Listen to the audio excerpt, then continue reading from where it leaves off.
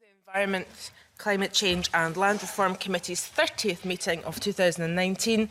Before we move to the first item on the agenda, can I remind everyone to either switch off their mobile phones or put them on silent, as they can affect the broadcasting system. I'd like to welcome you all to our meeting this morning. We'll be discussing the proposed deposit and return scheme.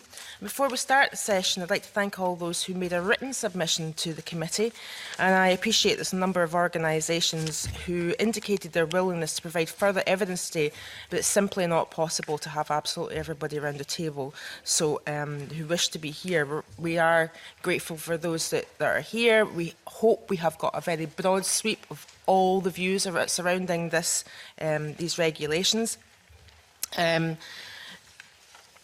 The whole point of this session is, this level of engagement is to our desire to ensure that we have achieved an effective scheme here in Scotland. And I can assure everyone, all the organisations and individuals who have responded to the committee, that we place equal weight on both written submissions we've received and the evidence we hear today. These will inform our session next week with the Cabinet Secretary, and will also inform our report on the proposed regulations to the Government. As you know, we're working in a tight time frame considering the proposed regulations, and the deadline for our report is the 10th of December. This is the first stage in the process of parliamentary scrutiny, and we anticipate that the draft regulation has been laid by the Scottish Government for consideration by this committee in the new year. This morning we'll be hearing from you in 3 roundtable sessions. The focus of each session set out in the public papers. I appreciate there's a lot to cover, and we want to ensure that we address the main issues. So what I would say is, I want to give everyone their chance to speak and everything. There will be things that, prompted by my colleagues, that it won't be possible or indeed necessary for everyone to give a response to. So I will try and convene and chair appropriately. So don't feel that you have to answer absolutely everything. This is a roundtable discussion rather than a kind of formal evidence session, as you might be aware of. When you make your first contribution, can I ask if you could say who you are and who you're representing, please? We'll have until approximately 10:15, and then we'll suspend and move on to the next session. So I'll get things started. And I think this particular roundtable is on the scope of the regulations and the materials. I think, first of all, I'd like to put it out there what general reaction is to the impact in terms of the recycling rates potential or improvement, and any issues with materials either included or excluded. Who would like to go first on either of those things? Ewan. Donald Russell from the Scottish Retail Consortium. Thank you, convener. I'll kick things off. I suspect others will have lots to say. In terms of scope, I think we'd start by saying we think a targeted DRS will absolutely improve recycling rates and tackle litter. We're very much behind a scheme that's effective and exactly in line with what you lined out. To be swift, I'm conscious there's many of us here. I think we have been clear that the inclusion of PET, so plastic drinks containers, and metal drinks containers is incredibly important, both for the improving the quantity of recycling, but also for the valuable recycle that the scheme will deliver. We have consistently been opposed to the inclusion of HDPE, effectively milk containers, for a variety of reasons, partly to do with store, partly the risk of increasing costs on a staple, and we are consistently been opposed to the inclusion of glass containers in the scheme. We remain very concerned the £50 million a year extra this will cost retailers to manage will put a huge burden and a disproportionate cost on that material, and we're worried about the economic and market impacts that has. Yes, Jenny. I'm from the Have You Got the Bottle campaign. So we see deposit return as a form of producer responsibility, and therefore we think it should be as comprehensive as possible in terms of the material it includes, and especially for those materials which are more costly to local authorities, notably glass. And on the topic of glass, there's currently quite inconsistent curbside provision across Scotland, with 43% of households who don't have access to curbside recycling for glass. So to have a return to retail model for glass containers would make it significantly more accessible for people. John. Thank you, convener. We have quite serious concerns operationally about the inclusion of glass within the scheme. small retailers would find glass a huge challenge. We know from trial projects that we've conducted that an automated system is best for small retailers using a reverse vending machine. However, once we bring glass into that equation, that becomes much more challenging. The machines that are glass enabled tend to be bigger, they tend to be more expensive, there's much less room in a store for them. If a retailer can't use automated take-back, they're forced to use a manual take-back system, which is hugely disruptive to the convenience model. More and more of our members have some sort of food-to-go style offering. The idea of handling glass with the best will in the world is liable to break. The idea of handling that anywhere near kind of food preparation areas is extremely concerning and extremely challenging. So we think to get a system that is inclusive, that is flexible and allows smaller retailers to participate, and actually, despite all the challenges, small retailers do want to participate in this system. They do want to offer their communities a service which boosts recycling and reduces litter. However, the inclusion of glass makes that much more challenging. Okay, come to Samantha Harding, who's joining us by video link. Samantha. Thank you very much. Yes, Samantha Harding, Reloop platform. Just to let you know, I think there's a 2 to 3 second delay on the connection, but thank you for making it possible, and particular thanks to your IT team for all their work on that. Just wanted to pick up on a previous point that somebody made about the £50 million cost to retailers to manage glass. I think we need to be clear that the cost of the system is met by producers, not by retailers. Some retailers are producers, but I think there's a very important distinction to make, that there will be retailers who will be part of the scheme who will not be liable for the cost of the system. And in terms of the potential impact of excluding glass, I think we'd have to weigh up the balance between the very unlikely likelihood of broken glass within a retail store, or the impact that it's having broken in the environment. And I would encourage the committee to talk to the technology providers for the RVMs about the advances that are being made in new RVMs that could be fitted into smaller stores.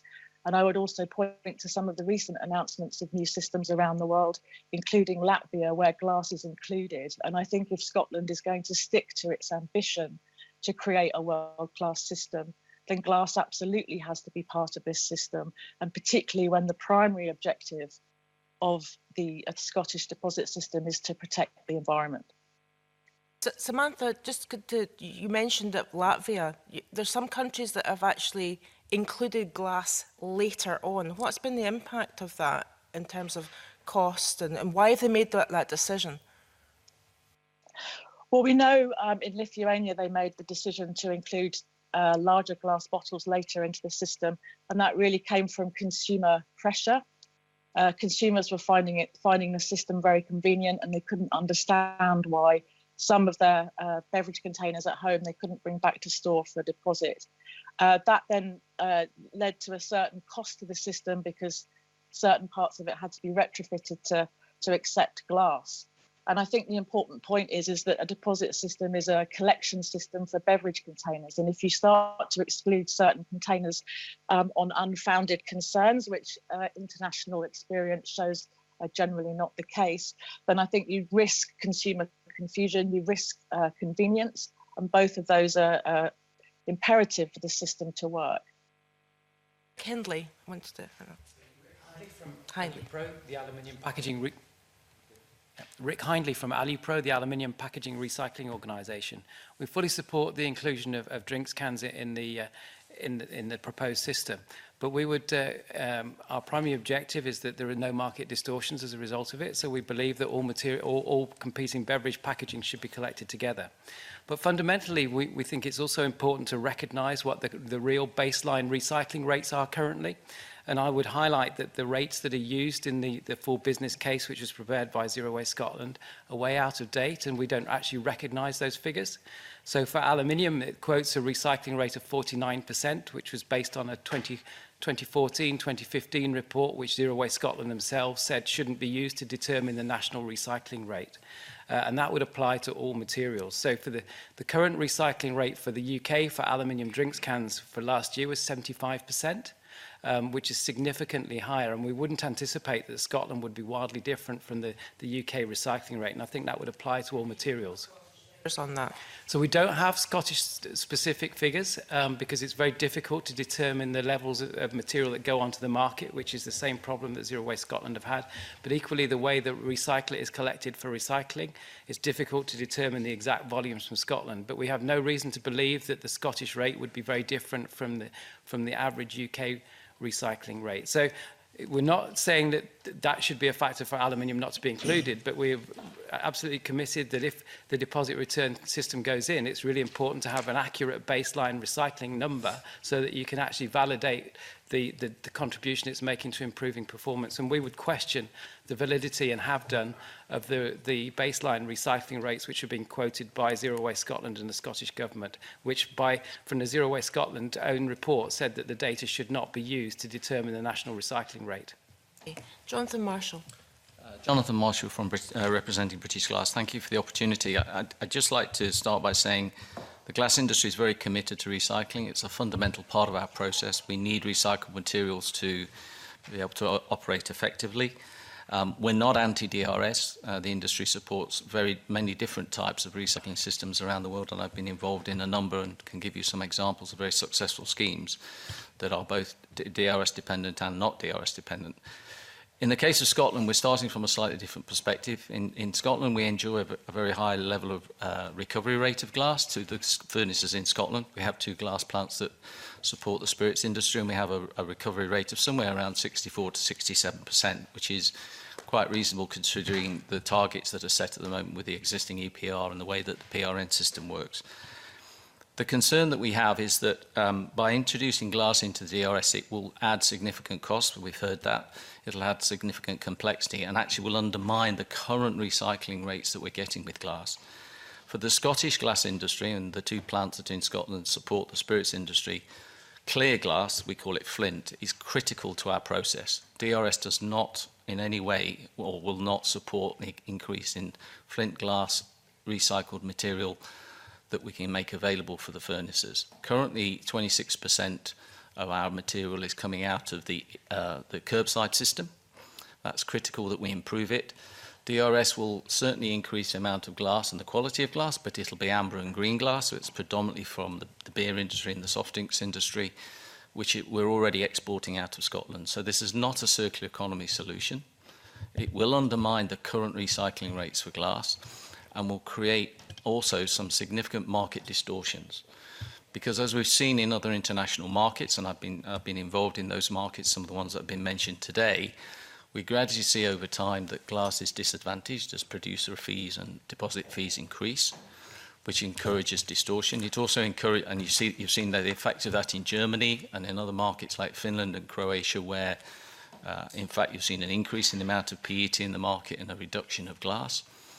You also see an impact of upsizing, because with a flat rate of a deposit, obviously the proportion of deposit charged to a container is consistent, so people will tend to buy, and retailers and the supply chain tend to gear up to supply larger containers, which again is really not in the spirit of what we're trying to do. So we have some major concerns. We're talking, wine bottles, spirits bottles.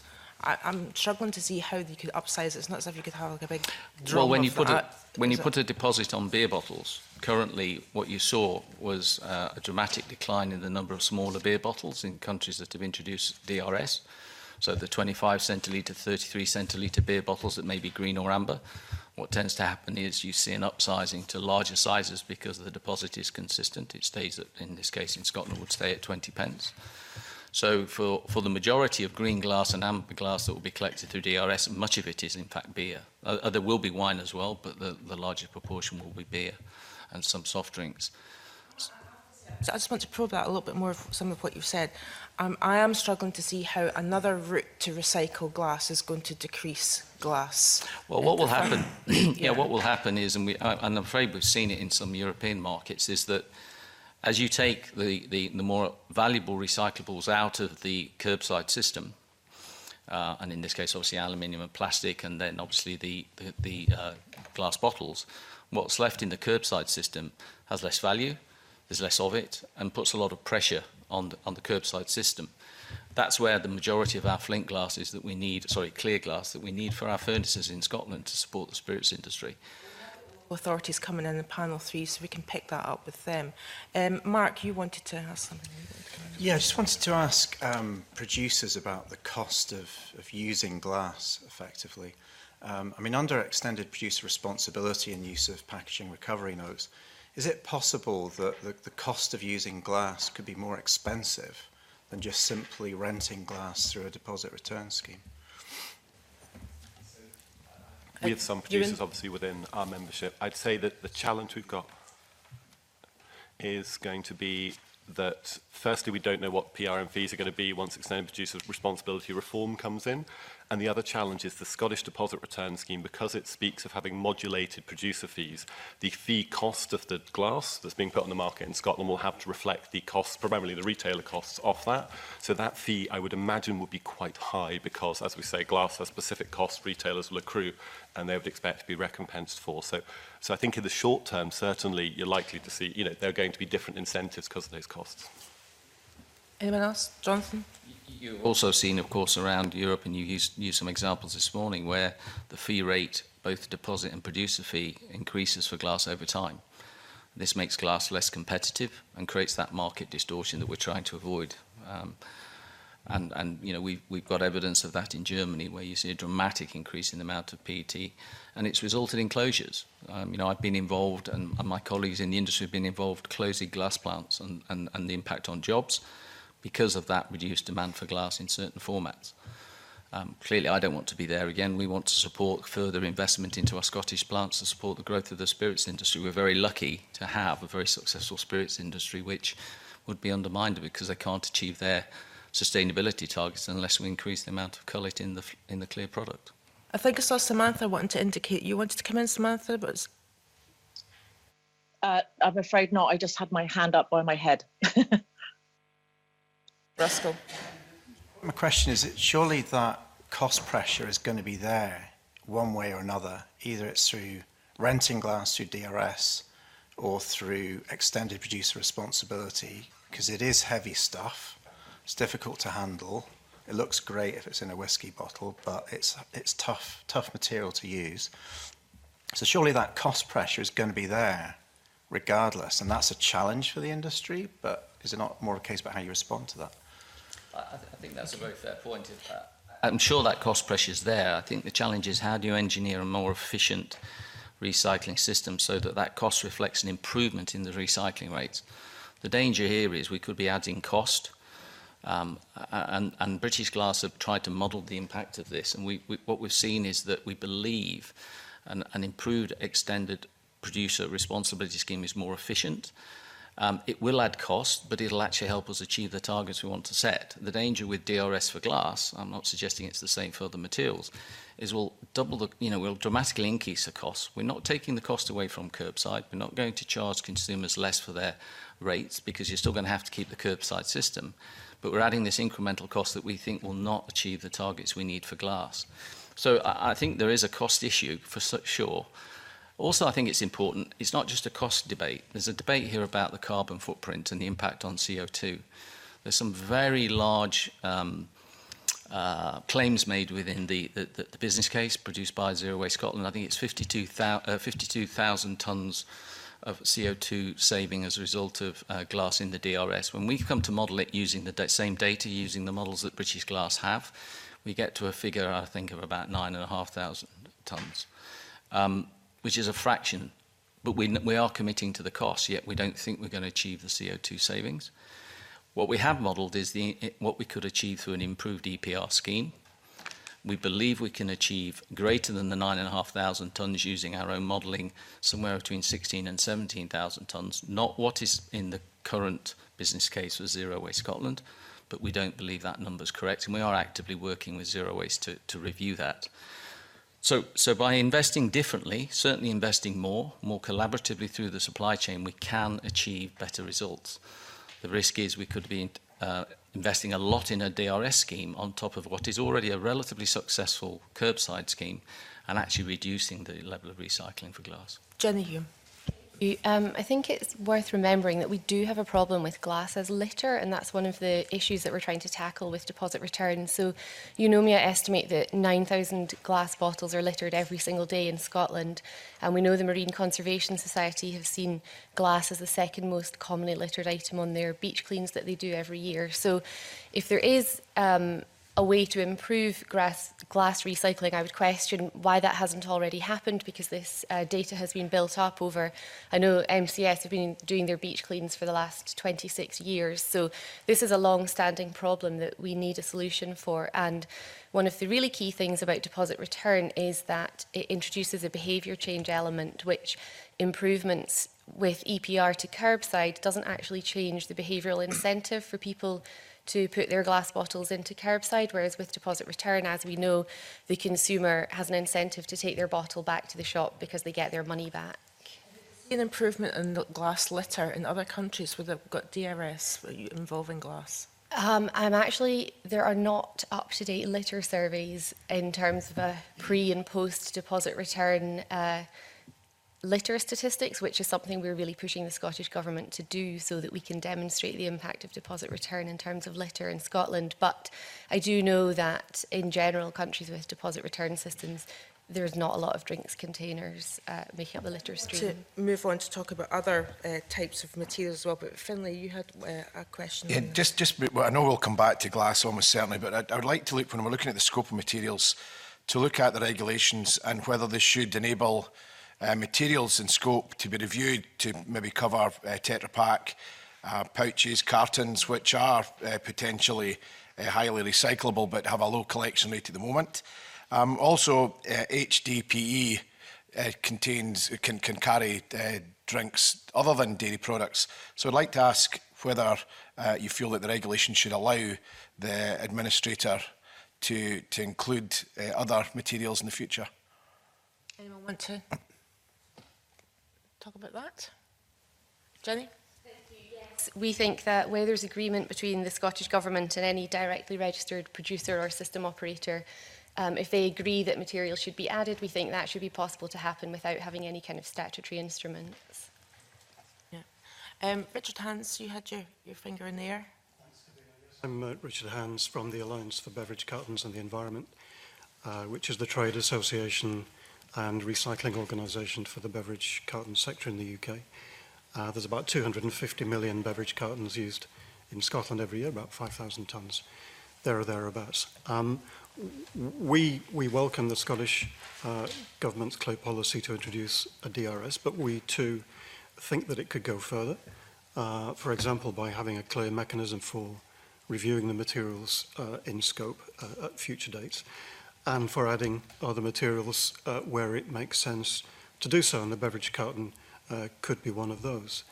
Beverage cartons are currently excluded from the proposal, but going back to your question about recycling rates, the carton is actually one that could benefit more from being in the system, because our recycling rates are somewhat lower than the materials that we've talked about already, currently around about 39% in Scotland.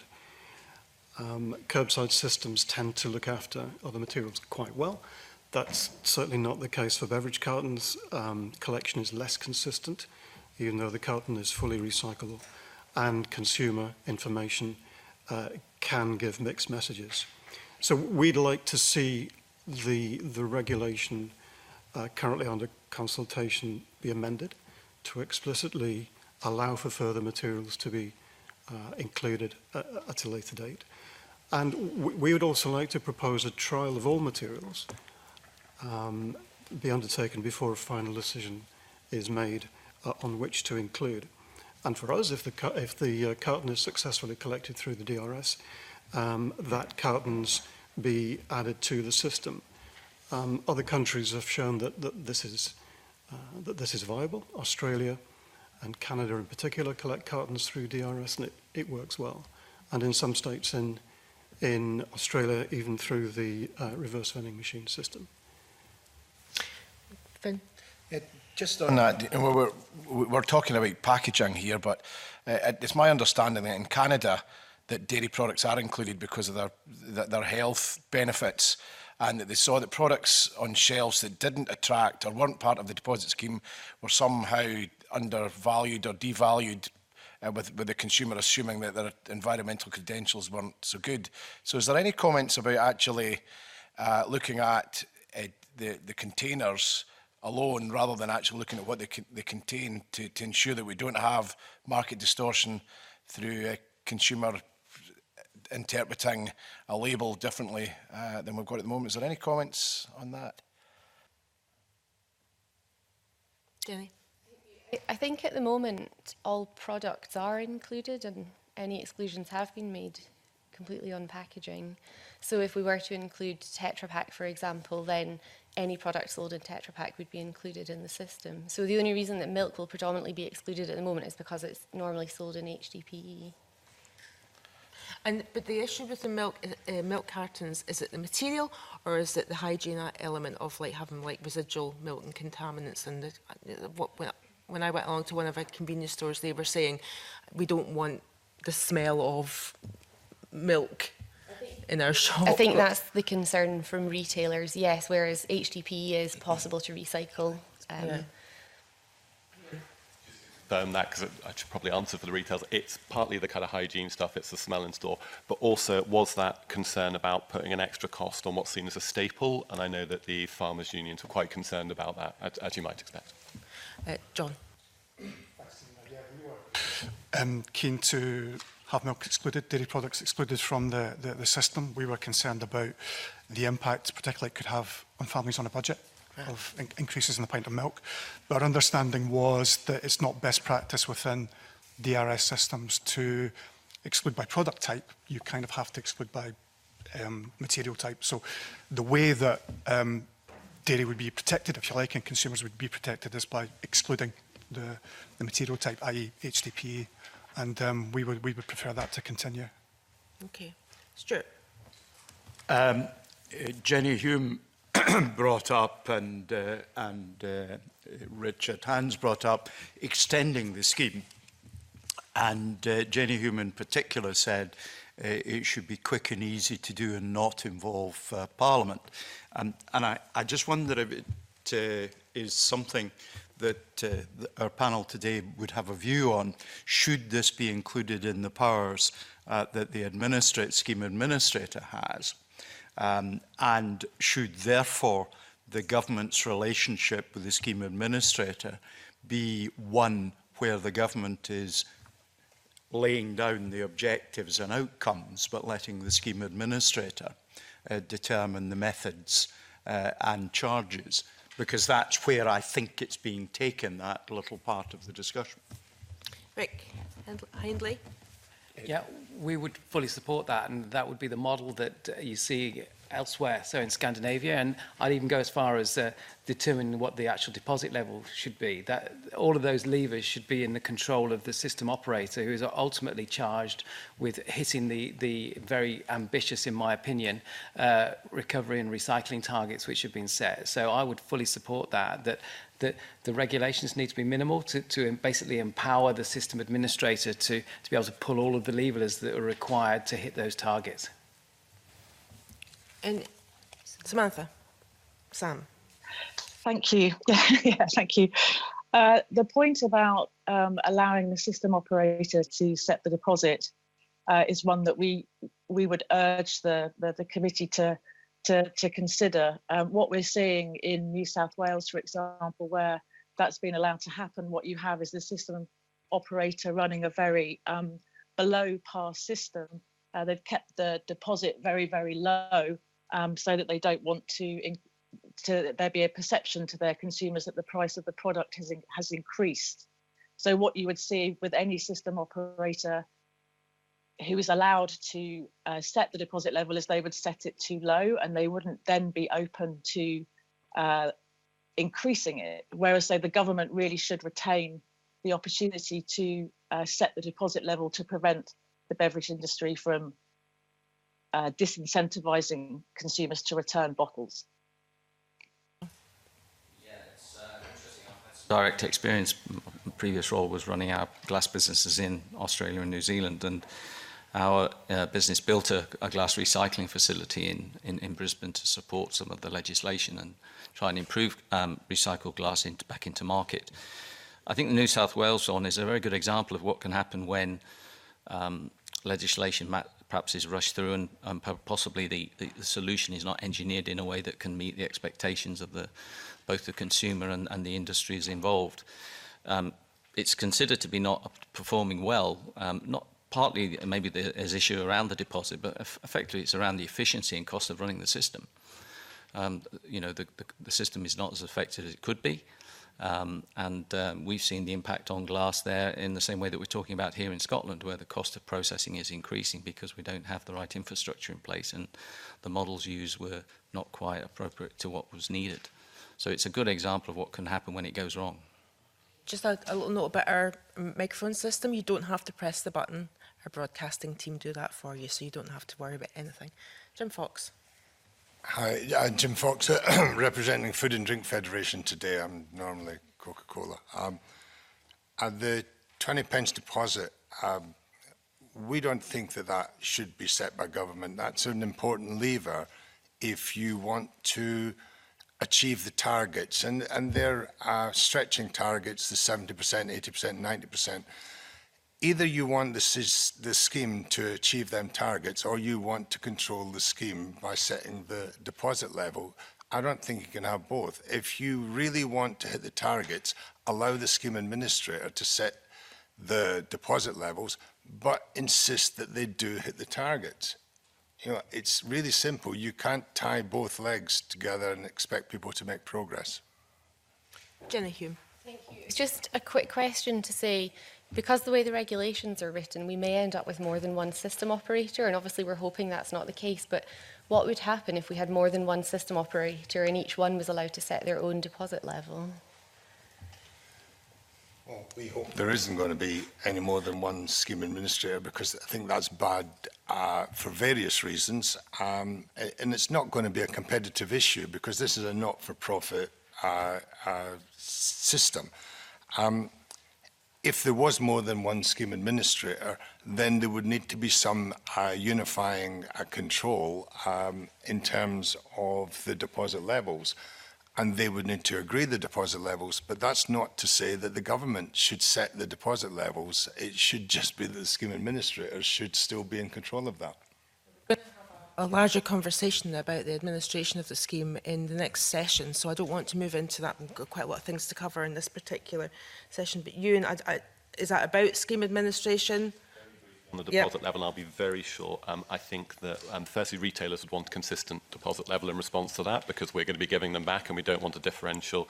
I think separately, we agree with the points about scheme administrators decide it, but we would say that we're probably more relaxed about the initial starting deposit being set by government for that reason of consistency, and also, if I'm quite candid, so that my store colleagues aren't the ones who have to deal with irate customers and we can blame it on the government. Oh, very refreshingly honest.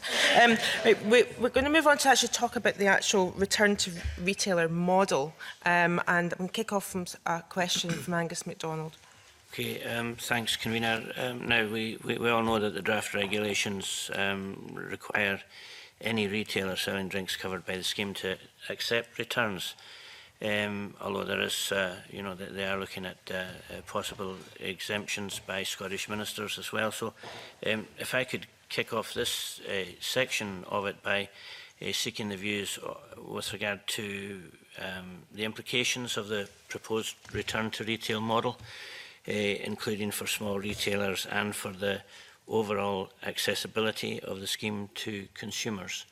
How do the panel members feel that will proceed? We'll come to John Lee first. Thank you, Convener. We've been supportive of the return to retail model in the sense that it always seemed like that would be the way that the scheme in Scotland would develop. There was some discussion about what's called an on-the-go model, but frankly, it never seemed like a serious proposition. So from our point of view, the return to retailing model has always really seemed like the only show in town, to be frank with you. And to go back to my earlier point, actually, I think most smaller retailers do want to participate. They can see the value of it. They can see the value of it to their customers and their communities. So our concern has always been to get the most effective scheme for Scotland and for retailers.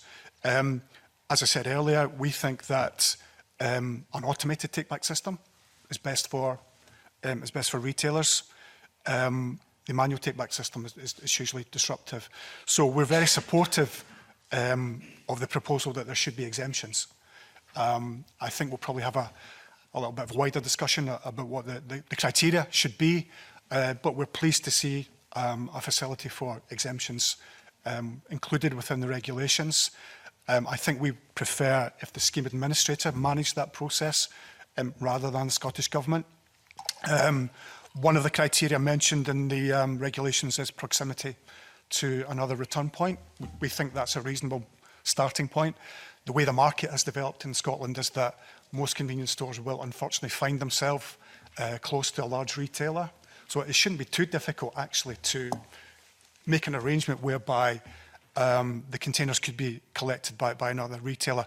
However, I think most of our members will want to participate and we would encourage them to do so. But we are supportive of exemptions. We're glad to see them there. And we think that proximity to another return point is a good starting point for the criteria, although there could be others. Yeah, the manual take-back has got a history because it used to be a manual take-back in convenience stores many years ago when it was a 20p on the Iron Brew bottles, etc. It's very nostalgic about that. But it went seriously out of fashion with consumers. Return rates dropped to, I think, just about the 50% level. And that was with a 30p deposit. It was never very popular with retailers. I think the system for returning deposits was very ad hoc. The bottles had to be stored in quite bulky crates, took up a lot of space. Collection was very intermittent. So the system was limited and proved ultimately to be quite unpopular with both retailers and with consumers. So I think everyone gets very nostalgic about that, but I don't think it offers us a particularly good template for manual take-back within the reverse vending, within the DRS scheme. Okay, we've got a few people wanting to speak on this. Edward Woodall. I very much endorse what John said. There's some real challenges. Ben, please. Sorry. Ed Woodall from the Association of Convenience Stores. I very much endorse what John said. There's some real challenges, particularly around manual take-back, and I think we'd like to see a system designed where we design out the need for manual take-back in stores. And I think the way to do that is by thinking a bit more strategically about the locations. So we're really pleased that we've got exemptions included that assess proximity. I would say that the regulations, Chapter 3, aren't that clear, and we'd like some more clarity about exactly what that proximity is. And there's some good proxies out there. You know, the post office and the ATM network now are based around a 1 kilometre proximity and population density. I think other factors that should be counted in is around capacity and demand.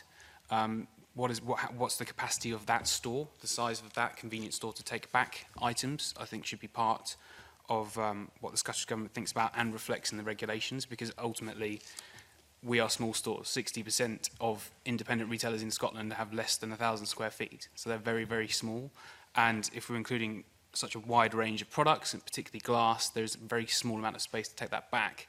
I'm sure if you reflect on your own local shop and think about how much space they have behind the counter, it's very little.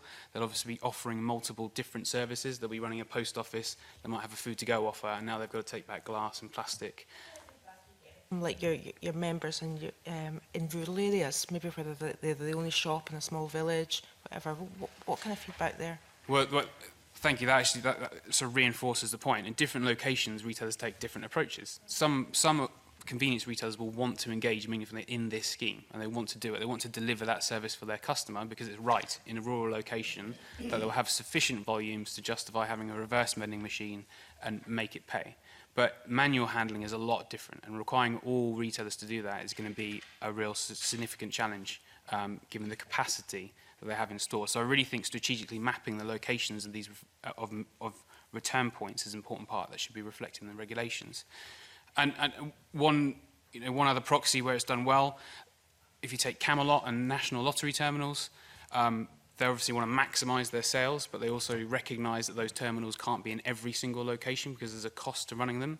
So actually what they do is they have a much more complex approach to assessing the demand and need for that service in that location, and then sort of strategically locate those return points. So I think there's a lot of proxies out there we can use for proximity, capacity and demand that would ultimately help us design a more efficient and cost-effective system for the whole of Scotland. Okay, Susan Love. So a couple of principles to start off with. First of all, I think we broadly agree that a return to retailer model in principle works well, everybody understands it, but we also agree that we want to make sure that every citizen across Scotland can benefit equally from being able to receive their deposit. Moving on from that, we also think it's fair to acknowledge that a very large number of very small businesses are going to have practical difficulties with this kind of scheme. And that's because, from the figures that I've seen, the assumption is that the vast majority of premises would be doing manual take-back, and so we wouldn't be talking about machines, we'd be talking about a manual handling system for most premises. Now, given all of these practical challenges, again, let's not just think about kind of grocery stores, which I know is what we're generally discussing here, but let's think about all the types of models of business who sell these types of containers who'd be affected. So we would commonly suggest things like sandwich bars, for example. And we've also spoken to some of our members who run things like cappuccino vans that we will all know that situated in workplaces or train stations, things like that. So we're trying to think about all these types of businesses. So for that reason, we have said to government from the start that we believe that there should be a de minimis exemption for the very smallest businesses who are going to genuinely struggle with capacity because they have no storage space whatsoever. And we have felt that people have been sympathetic to those practical difficulties that some businesses will face, however well-intentioned. Government told us that they did not want to have an exemption for the smallest businesses, mainly on a geographic basis, because it would leave too many areas of Scotland without a retailer required to take it back. So what we're saying, in effect, is that the only way, if we only rely on a mandatory return to retailer model, we're saying the only way we can deliver that is by a very few small businesses in rural and remote areas. So I suppose our concern is how do we make sure that not just making it possible for alternative return points to exist, that we enable that. So if we're in a rural area and there's only one small retailer, where is the process for making sure that an alternative arrangement point can be set up? Now, there is an exemption written in which would suggest that we could look at this. 3 points to that. First of all, in the rural and remote areas, the way the regulations are written at the moment, all of the burden is on that very small business to come up with the alternative return point. And that's just unrealistic and unreasonable from our point of view. There needs to be some kind of intervention or support. Some other body, whether it's government, the scheme administrator or the local authority, needs to have the role to step in and say, well, we're going to put an RVM in the community centre or whatever that might look like. But it can't be on the shoulders of the very smallest business.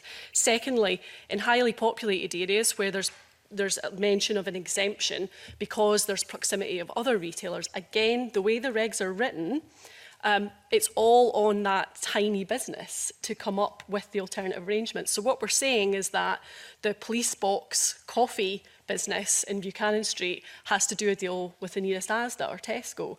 Now, we just can't practically see how on earth those kind of relationships are going to happen. Again, there's a role for a scheme administrator in there to broker those kind of discussions or solutions where it's clearly impractical for the smallest business. And the third point around exemptions is because government had been sympathetic to the need to have a proportionate approach for different types of business, they had highlighted that it might be possible to have a reasonable refusal exemption. So if I am a very small business and someone walks in with, they've saved up 6 months of wine or beer bottles, then I should be able to say, I'm sorry, I just can't take, that's not reasonable, it's not proportional to my business, I can't take that scale of return, or something's happened with the collection and I'm full and I can't take it. The process, that's not mentioned anywhere in the regulations, and that needs to be in there. As others have said, the way that the references to exemptions are currently set out is exceptionally vague, and there's a lot of work to be done there around the processes of how that's all going to work for the business, the scheme administrator, SEPA and the ministers. Thank you. Jonathan Marshall. Yeah, I just just pick up a couple of points out. One of the concerns we've also shared, and I think it's true across all the packaging by bottle substrates, is zero waste model dramatically underestimates the number of containers in the market, which obviously adds to this challenge for the take back.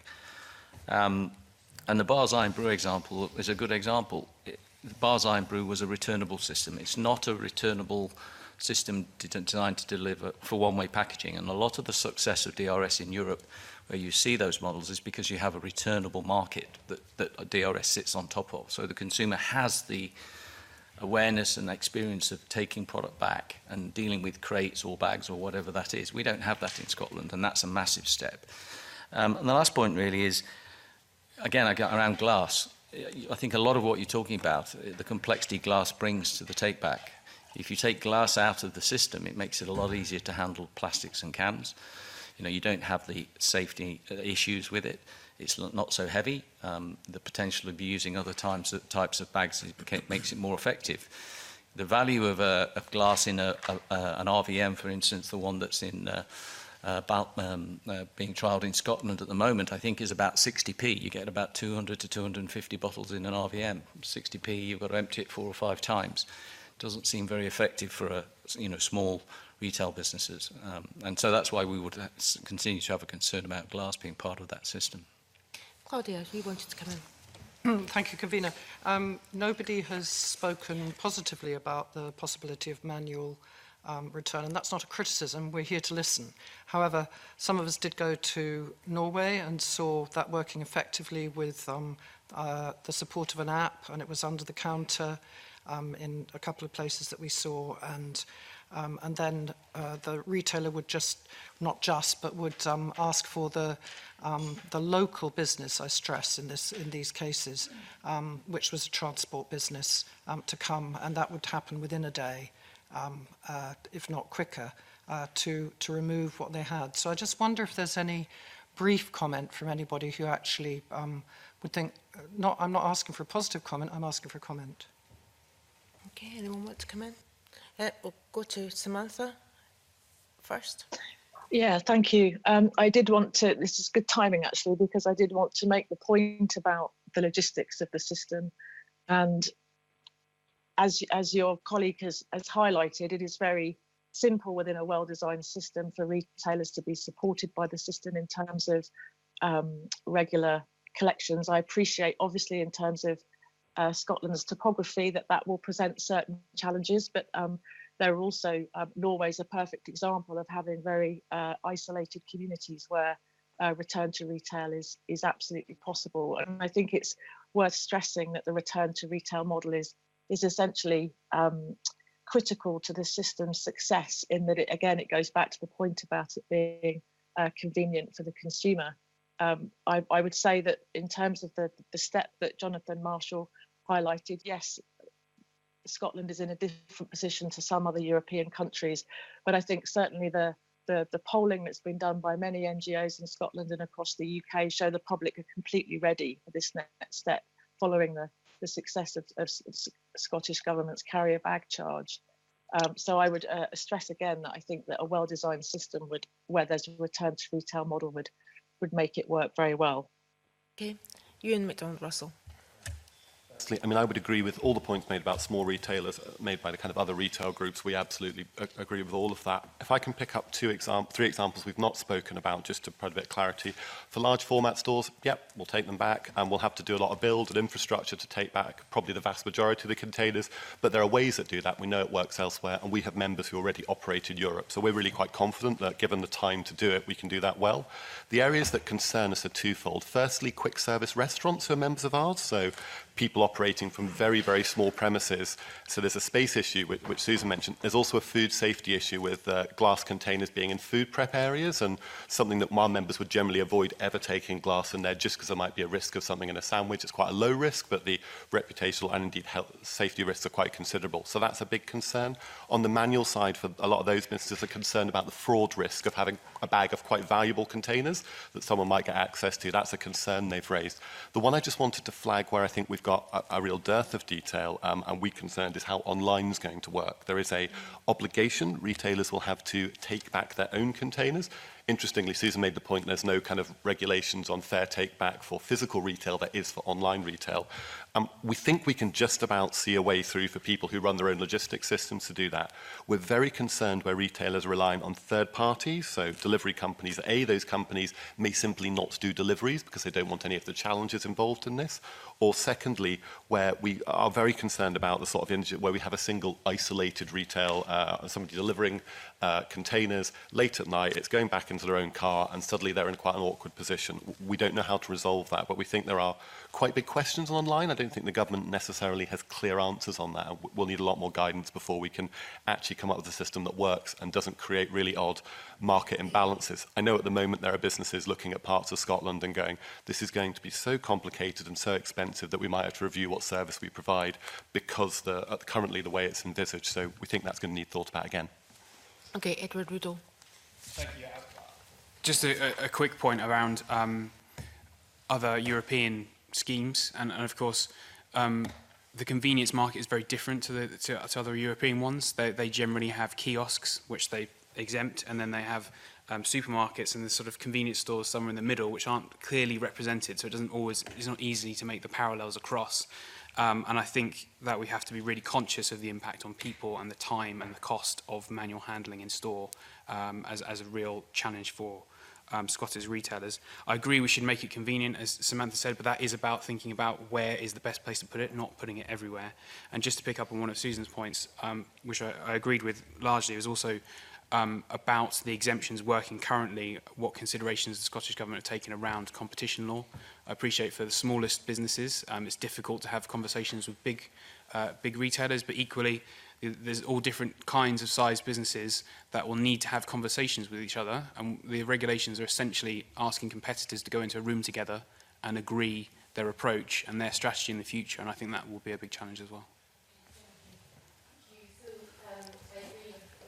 You were saying, Susan, and we've worked quite closely with the FSB to think about how we could be supportive of ways to make this work well for small businesses. And in terms of exemptions, we have 3 suggestions which we'll be making in our formal response to the Scottish Government's technical consultation.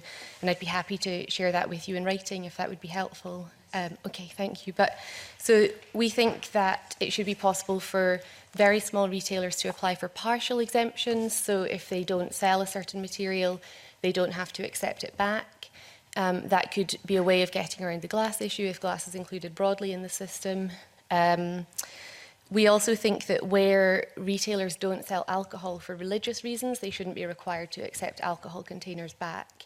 And in terms of the online requirements, I think there are some very small producers who are concerned if they sell, 6 bottles of beer to somebody in Shetland, that they're going to then be required to organise for that to be posted back. And we can see that presents challenges, and we think that very small producers should have the possibility of applying for an exemption to that online requirement. But in general, we think online returns should definitely be part of the system because it makes it much more accessible for people who are housebound or not able to do their shopping, by going out and about very easily. By a big supermarket. Exactly, and we've seen that working well in other countries. But if you're a small craft beer company, yeah, it's a different situation. Yeah, okay. Jonathan Marshall, and then we'll come to John. Yeah, I was just drawing a parallel. Actually, there was a comment about the Norwegian DRS, which has clearly been very successful. It's interesting that while we're using that as a model potentially, and certainly shares the same sort of geographic challenges as Scotland, they took the decision to keep glass out the DRS for some of the reasons we're raising. So I'm interested to understand why we would consider that not here in Scotland, given Norway seemed to have decided that that wasn't a requirement for their DRS. Okay, I'm very conscious of the fact we've only got 20 minutes left, and I really want to talk about the implications of the deposit. But there's a few people had their hand up from my colleagues quickly. So Rachel, can I come to you? Yeah, I have got a comment on the flat rate as well, but thanks, Convener. I just wondered who the panel thought should be responsible for the exemptions and what criteria the exemptions would take, because I think that's quite important, because 2 people on the panel today have mentioned very small retailers. I mean, what's the definition of a very small retailer? John Lee, you had your hand up before. Do you want to handle that, or do you want... I could just Yeah. maybe say something quickly. It was Yeah. actually in response to Claudia Beamish's point, convener, if that was about the Norwegian model. Yeah, there's some very useful elements to the Norwegian model, but those are all things which are delivered by the scheme administrator. For example, the take-back infrastructure and an app. The scheme administrator in Scotland doesn't exist yet, and frankly doesn't seem like it's going to exist anytime soon. I think part of the issue is that retailers and other stakeholders have always been asked to take a bit of a leap of faith here. Some of our concerns can only be addressed once the scheme administrator is up and running. We're being told there will be take back on demand, there will be an app, and so on. At the minute, we have no evidence or surety that any of that will ever be put into place, and the regulations don't address that. So I'm afraid those elements may exist in other countries, but at the minute they don't exist in Scotland, and there's no guarantee that we would have them to make manual take-back work for retailers. Before we come on to talking about the actual return, the deposit rather, Mark, you had asked. Yeah, it was about handling fees, convener. I'm just wondering if the handling fees to retailers are genuinely inclusive of all of the time that will be required to actually manage a collection point. I suppose this extends to the hospitality sector as well. Yeah. Yes. Handling fees, key part of the scheme. We think they should include things like the loss of selling space that would result from the installation of an RVM. They should cover the staff time that's taken for maintenance and so on. So there are some key elements from the handling fee. It should all be designed to make sure that there's a cost-neutral approach for retailers. But additionally, it would have to take into account, we think, the cost of leasing an RVM and the associated maintenance costs. So there's some key elements to it. But I would say that we fully realise that ultimately the handling fee has to be arrived at through a process of negotiation with the key partners on the scheme administrator. It's not something that we would expect to see specified in the regulations. Our manufacturing college will have a desire to keep costs down, and we fully recognise that. So we're fully aware that the handling fee will be the result of kind of collaboration and negotiation within the scheme administrator, but it should ultimately ensure that the scheme is operated on a cost-neutral basis for retailers. Susan Love. Very quickly wanted to come back on both of the questions from Claudia and Rachel. So, yeah, I know it sounds like we're all being terribly negative, and I think John said already, I think generally most businesses would want to provide this service to their community and their customers. I think we anticipate that a lot of businesses will want to participate. It's just that for some who are going to find it very, very difficult, there needs to be some support for them so that the burden doesn't fall on family. It's just that, if you like, an escape valve for those who are genuinely going to struggle, but others could still voluntarily participate if they wanted to. In terms of very smallest businesses, we had suggested a floor space definition for the purposes of these regulations of 200 square feet. However, as Jenny had mentioned, there are other types of exemption where you might want to think about small businesses differently in terms of the traditional sort of definitions we use around small businesses based on their employee size, for example. Stuart. We're talking about exemptions, and I wanted to, this is a totally different subject, but related to this. Where we've got ATMs in small convenience stores and post offices, and the operator of the ATM is different from the owner of the store, there's a business rates charge. And I don't know at this stage who's going to own the reverse vending machine and whether you're going to be in the same problem. So should we ask that the business rates issue be addressed as well? John Lee. Very helpfully, the First Minister announced in October that RVMs would not attract business rates. There'll be a new relief introduced from April next year, I think, which essentially guarantees that RVMs will not attract business rates, which is very welcome because it will take away that potential barrier to retailers investing in the kind of technology that they would need. So the Scottish Government has taken some positive action on that. I'm sure the Melissa will chastise me for not listening to her more closely. Samantha, you wanted to come in. Yeah, thank you. I think that the point about the cost to retailers about RVMs is also, it's important to realise that if the system's well designed, that cost should be borne by the producers and the system operator, not by individual retailers. But I also wanted to offer the resource in terms of the issue around exemptions and floor space, and there've been some really excellent contributions about the nuances on that, is that really it has an overview of all the global systems where it's highlighted in terms of how those exemptions are managed. So if it's helpful, I could send that link through to your clerk and you can review that if that's helpful. Okay, that is Edward Woodall. Thank you. Just to pick up on a few points, firstly from Rachel, in relation to store size. So generally convenience retail is defined around 280 square metres. That's where we've made a recommendation that there should be a floor space exemption with an opt-in allowance for retailers under there that choose to want to participate in the scheme that are underneath the 280 square metres.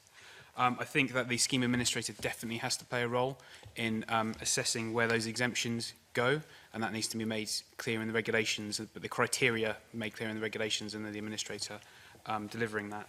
I agree with the points that John made around the handling fee.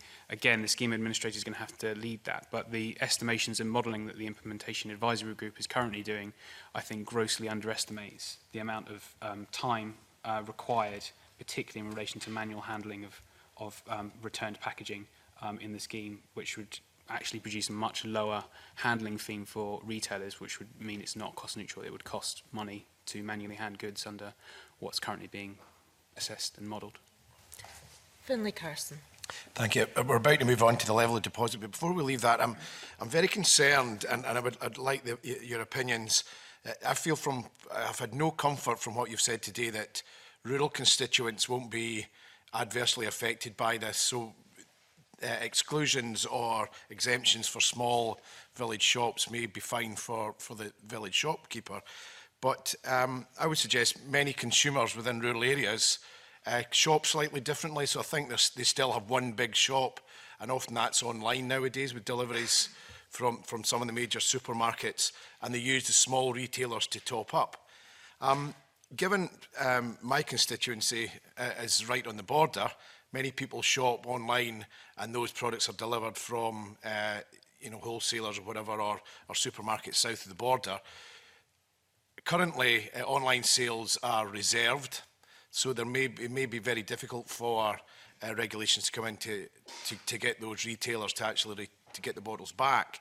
So what comfort can you give me that rural constituents would end up paying disproportionately more for people, because they're more likely to just put their returns in the recycling bin than make the effort to travel maybe 11, 12, 15 miles to the nearest shop because their small local shops got an exemption. So what comfort can you give me that rural taxpayers won't be disproportionately affected by the current suggestions and the regulations? Susan, do you look like you wanted to answer that? No, I think or that... discuss it at least. Maybe let others answer. You maybe answer the supermarket delivery point. So I think the way it's written at the moment, as I said, it would enable every citizen to be able to return to their shop. Our concern is that not all... you'll obviously be aware of how small some of the shops in rural areas are. Now, I think most of them will want to undertake the service because they'll want to provide that service to their customers. However, they'll be limited in how much they can take back or how much might be practically possible. So again, at the moment, they will be included because there isn't an easily written exemption for them at the moment. And we just want to make sure that they can have that option. However, because of the issues with rurality, because it's going to be expensive. I mean, Claudia mentioned, that a collection would happen within a day in remote parts of Norway. I'd love to think that's what's going to happen in Scotland, but I think we are somewhat sceptical about me as a small business in a rural area and whether I am going to get a responsive, quick pickup. So from our point of view, again, it's not that there's a problem with return to retail, it's about having alternative options to cope with our geography in different areas. So why wouldn't we enable or have some kind of mechanism to make sure that, for example, someone, scheme administrator, local authority, has a duty to make sure that there is coverage of facilities by, say, installing a machine in a transport hub or a community centre. That would solve that problem. Ewan. To pick up on the kind of larger retailers, I think there's a couple of things. I think firstly, they're good concerns to have, and I'd say that the concerns about rural areas are as true as well. Also, we're talking about island communities and what we're going to need for that, and that will need a whole separate kind of system. I think in terms of where my members are, the retailers who operate their own systems, they've got their own bans and that, which we've probably done the most work with them around this sort of stuff. We can definitely see ways that we can offer a return system. I think the inclination at the moment is not actually to live right within the letter of the regulations, but be much more open on taking back a fair proportion of containers. But the caveat there is if people save up, 2 months worth of containers and say you've got to take them all back, there's just a finite amount of space in the van. And if that becomes an operational element, that has massive cost increases for how much you can get, how many shopping you can get into the thing. Glass makes that really hard too because of the volume it takes up. Obviously, it would be soft drop in that case. So, if you're adding glass and you're adding an awful lot of containers, it puts real pressure on routes which often aren't especially profitable kind of routes. So I think it's about getting the balance exactly right. I think a lot of work needs done on online. I said that earlier. I think we are still stretching slightly, and it feels that we're having to come up with solutions to a kind of large problem that's been given to us. But I think it's a big concern. I think we can find solutions to it, but those are going to be quite challenging and going to require some flexibility from government.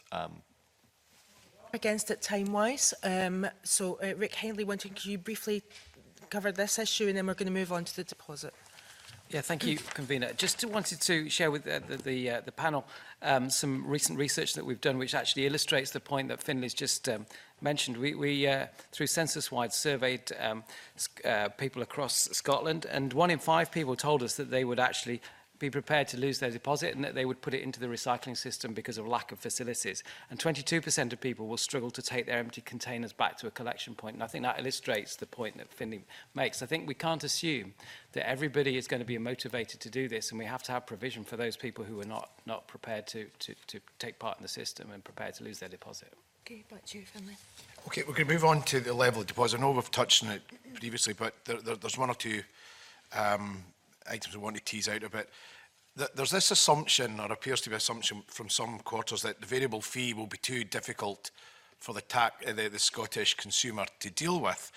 Now, I find that quite startling, considering that there's other countries that have variable deposits. Norway has 2, Sweden has 2, Denmark has 3, and the very clever people in Finland appear to be able to cope with 4 different levels of deposit.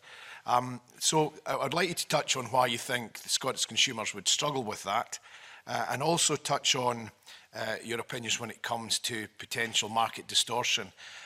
We know that something like 90% of the beer market is sold in bottles of 33 centilitres or below.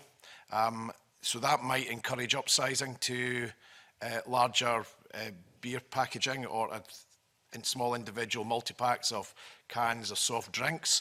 Or in my situation, I like to have the little cans of gin and tonic, the tonic to make sure my gin and tonic's the same every time. So can you have your opinions on whether it's appropriate to have a single value for deposit when that might result in a distortion of the market? Rick Hindley wanted to come in first, and then we'll come to Jonathan Marshall. Thank you, Convener. As many of the panel be aware, this is something that we're acutely aware of and very concerned about. We've recently undertaken some research, again with Census-wide, and that showed us that 2/3 of the population of Scotland would actually choose to upsize effectively and move to 2-litre PET bottles when faced with the purchase of multi-pack cans. So typically a multi-pack can, 24 cans in a pack of cans, a 20 pence deposit on every can, that's £4.80. You can buy the same volume of drink, of Iron Brew, if you like, in 4 2-litre bottles and with a deposit of 80 pence. And we hear all the time about price sensitivity, and I think, yes, people are very more interested now in doing positive things for the environment, but equally price is the key driver, and we firmly believe that at the point of purchase, it will result in people shifting out of multi-pack cans into 2-litre or alternative plastic packaging, which the survey concluded would potentially result in 8.2 million additional plastic bottles being sold in Scotland. So it does work elsewhere. And what we have to remember is that the Scottish market, the same as the UK market, is the market dynamics are very different from the countries which are being used as a comparison. So the countries like Norway and Sweden, where multi-pack cans really don't exist. So 78% of all cans sold in the UK are sold in multi-packs, and it's absolutely the opposite in Scandinavia. And just to pick up on the simplicity, a separate piece of research was done by Plastic Planet, who are also concerned about additional plastic pollution. And their survey concluded that 87% of Scots absolutely understood why you'd have a variable deposit based on volume of container and would be very happy and to understand it. So I absolutely support Finlay that there's absolutely no reason why a Scottish consumer would be any different from a Scandinavian one. Brief comments, please. We're running out of time, so I'll come to Jonathan Marshall first. Yeah, I'd certainly support that. I mean, with the evidence for the impact on glass is significant in these countries you referred to, Finlay. In Finland, you know, we closed the only glass plant there as a result of a combination of things, partly as a result of that change in the dynamic. Similarly, also in Germany, where we saw a significant impact on the glass industry and the growth in PET. So it's very likely we will see a change in the dynamic in the market that would disadvantageous glass at a time when we should be investing more in glass because, you know, it is 100% recyclable and it's very sustainable. The challenge being obviously to improve, I believe, and on the current system we have, rather than trying to superimpose a DRS system on top. And the glass industry has an alternative solution we've been discussing with Zero Waste. Which would also go to help some of the comments you made earlier about the concerns about the Highlands and Islands, which probably would function better with more bottle banks and drop-off centres rather than relying on retailer drop-off points. Three of our guests want to make comments, but Mark Ruskell has a very short supplementary to throw into the mix before we come to them. Yeah, I just wanted to ask Rick whether he'd support a higher deposit then for a larger bottle, say £1 for a 2-litre bottle. Absolutely. If you look at the models in Scandinavia, you start from a lower point and then it moves up. Yeah, so we'd absolutely support that. So you support a higher deposit rate? Absolutely. 20p could be the base level and then move up. Jim Fox. Thank you. First of all, I'd like to just make sure that we understand that we don't think that the level of deposits should be left to the government or to the regulation. It must be the system administrator. And the regulation should allow flexibility in that so that it can be moved up or down. It will usually always be moved up anyway because of the dynamics of how consumers are charged. Moving on from that, I do think that there is a point that Finn is making that, you know, differentiated deposits work in other places. We don't see why they shouldn't work here, but, you know, that's not our main concern. We think that the move from pack to pack is something that really should be considered here. If plastic is a big concern, you're incentivizing the move towards plastic. But much more than that, a 20 pence deposit, if you think about it, for a truckload of Coca-Cola, the value just of the deposit, not of the stock itself, will cost just under £15,000. So anyone buying a truckload in England and moving it to Scotland immediately makes £15,000 worth of profit. That is going to incentivise fraud on an industrial scale unless you start putting borders between Scotland and England, because, you know, that we see stock moving across borders from Europe and Russia and places like that for far less incentive than £15,000 a trunker. Jenny Hume. Thank you. So we are absolutely concerned about plastic, but we're concerned about all materials, both in terms of litter and recycling. So, and we think that the risks in terms of switching between materials are introduced when we have a limited system in terms of the materials included. And that's much more of a concern than the variable deposit levels. And to go to your point, Finlay, about the capacity of people in Scotland, I think people in Scotland will be able to easily understand that it's only a deposit and that when they buy their drink, they're borrowing it and then they get their money back. And I just had one other quick example that in Estonia in 2015, they actually made a decision to switch away from variable deposits. It used to be 4 cents and 8 cents, and then they standardised their deposit to 10 cents for all items, and that actually had a significant impact on increasing the return rates.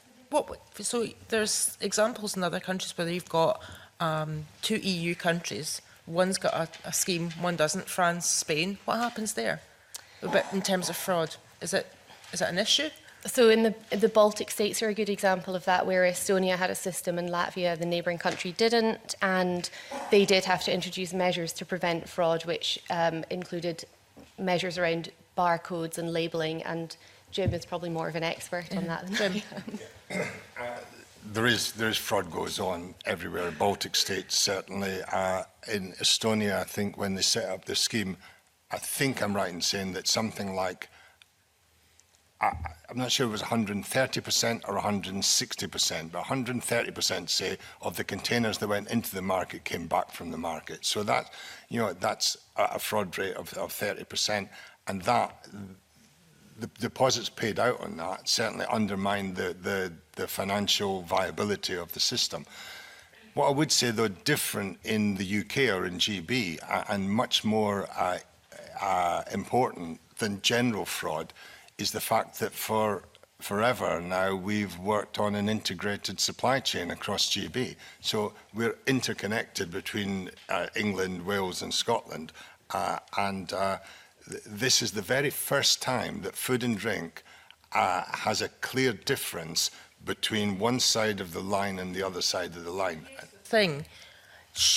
Just because the rest of the UK are dragging their heels and doing a deposit return scheme, does that mean that Scotland should just actually wait and see what happens? We're not asking you to wait. We're asking you to put in good fraud controls, and we're asking you to design the system so that it reduces the risk of fraud. Right, okay. And final comment, and we're going to have to end the session, from Samantha over in Mumbai.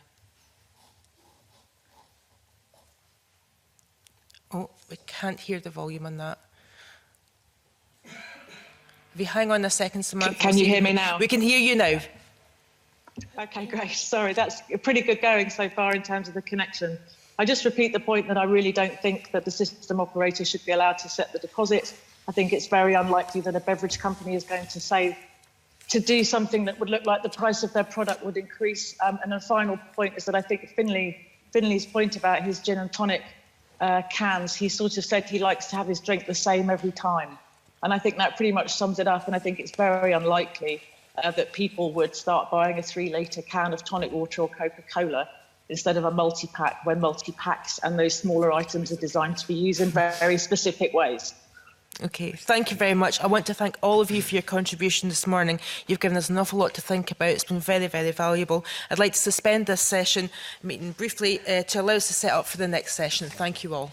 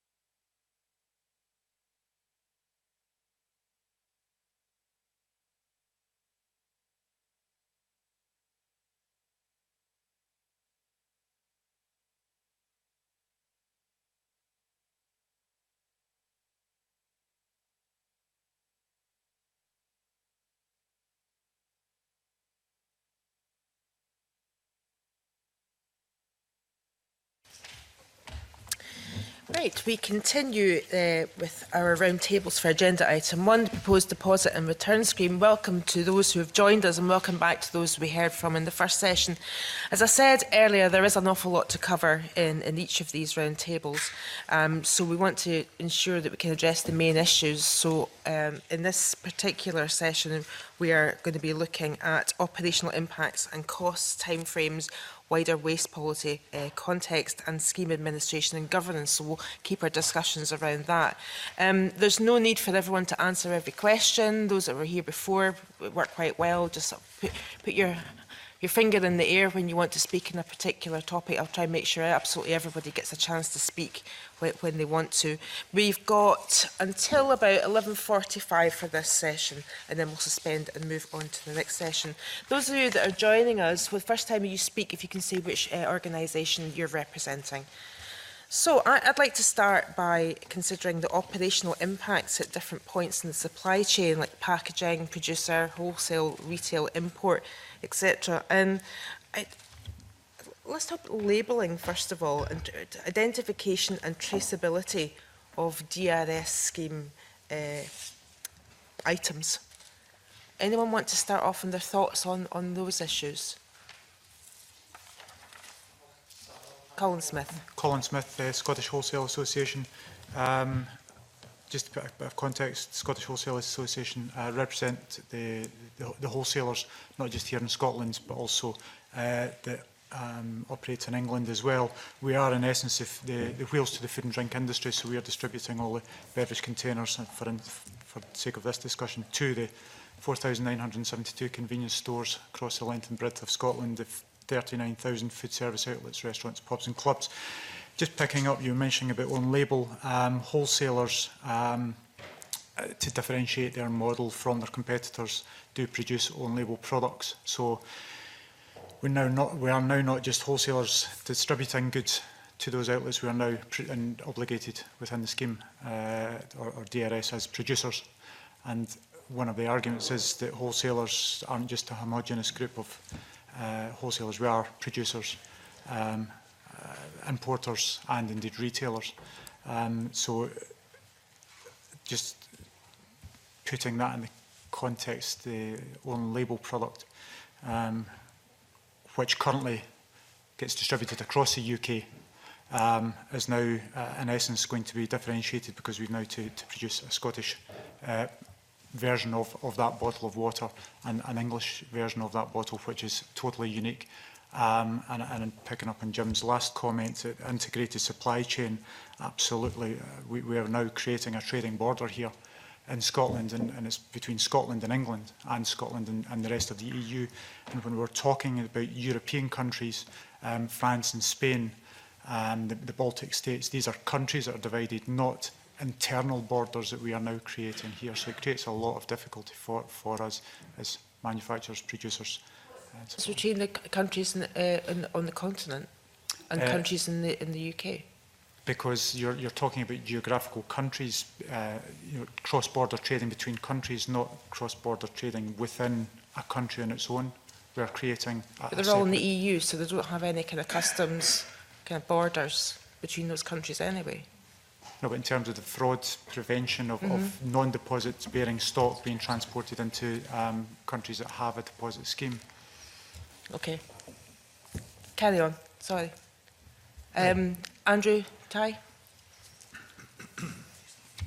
Hi, I'm Andy Ty from the Scottish Beer and Pub Association. So we represent brewers across Scotland and across the UK, producing the vast majority of beer sold in Scotland and the UK, and members who operate around 20,000 pubs across the UK. So specifically on labelling, as Colin mentioned, one of the challenges around labelling is if we have a separate label in Scotland for DRS Scott, DRS materials, then of course that creates challenges for brewers who currently operate a UK-wide or an EU-wide supply chain with a common label.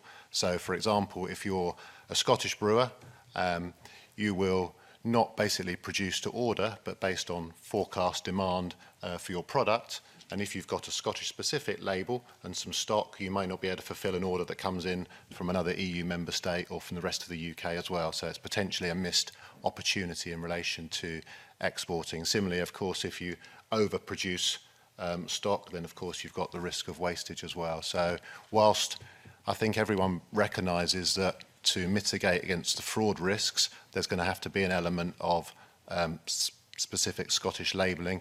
That then does create a lot of challenges in relation to restricting potentially choice and opportunity as well. Okay, Gavin Partington. Soft Drinks Association, we represent producers of soft drinks, juices and bottled waters in the UK. Thanks for the opportunity to participate in this discussion. I should say in context that we as a sector are supportive in principle of a DRS system for across Scotland, England and Wales. We do think that Scotland going first poses challenges, particularly around labelling. In all honesty, some of our members haven't finally decided how they're going to address that. Some may believe that they can go for Scotland-specific labelling for some product lines. For some other companies, that will not be financially or economically viable. I know of at least one premium soft drink producer who currently operate 28 SKUs, 28 product lines in the UK marketplace. They've told me that if a Scotland DRS goes ahead on its own, ahead of the rest of GB, in all likelihood they will probably not send 23 of those 28 product lines to Scotland because it's simply not economically viable to do so. They will focus on their largest product sale lines to actually deliver to the Scotland marketplace. I think there's an additional challenge here in relation to the 20 pence, and I know that that was touched upon in your earlier session this morning. Setting the rate at that level poses a number of challenges. It's counterintuitive, frankly, to actually set a target for industry, but then actually dictate what the mechanism for delivering that is, rather than allow it to be flexible according to the operation of the scheme administrator. But specifically on the labelling issue, depending how this is addressed, you will have a circumstance in which it provides an additional economic incentive for some unscrupulous operators, unfortunately, to trade product into the Scottish marketplace that has not had a deposit paid on it. 20 pence raises the barrier for that. It means that a 12-pack of can of Coke or beer, for example, could actually have an extra £2.40 on it, and that increases the economic incentive for that unscrupulous trade. Unfortunately the case, but I fear it makes it more challenging, and we want to see this scheme work, so we feel duty-bound to sort of highlight issues that poses challenge. I mean, we touched on that in the last session, and we come to you as well, Jim. Jim says, you know, we don't want to see it not happen. We just want to see it managed in a way that the fraud is averted, minimised, whatever. How do you see that been done?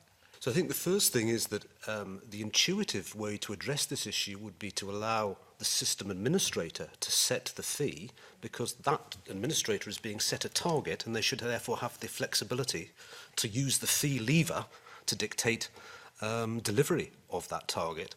The second thing is that I think the government's own analysis suggested that a lower fee level to start with might be desirable in terms of meeting the initial targets. And if you set a lower fee level, you would diminish the economic attraction of, as I say, those unscrupulous operators from seeking to buy non-deposit paid product in the UK, in England, and then ship it across the border. So that's one aspect. I think certainly you would want to have greater investment in the SEPA resources for monitoring of product movement across the border if government is determined to proceed with the 20 pence level. Jim Fox.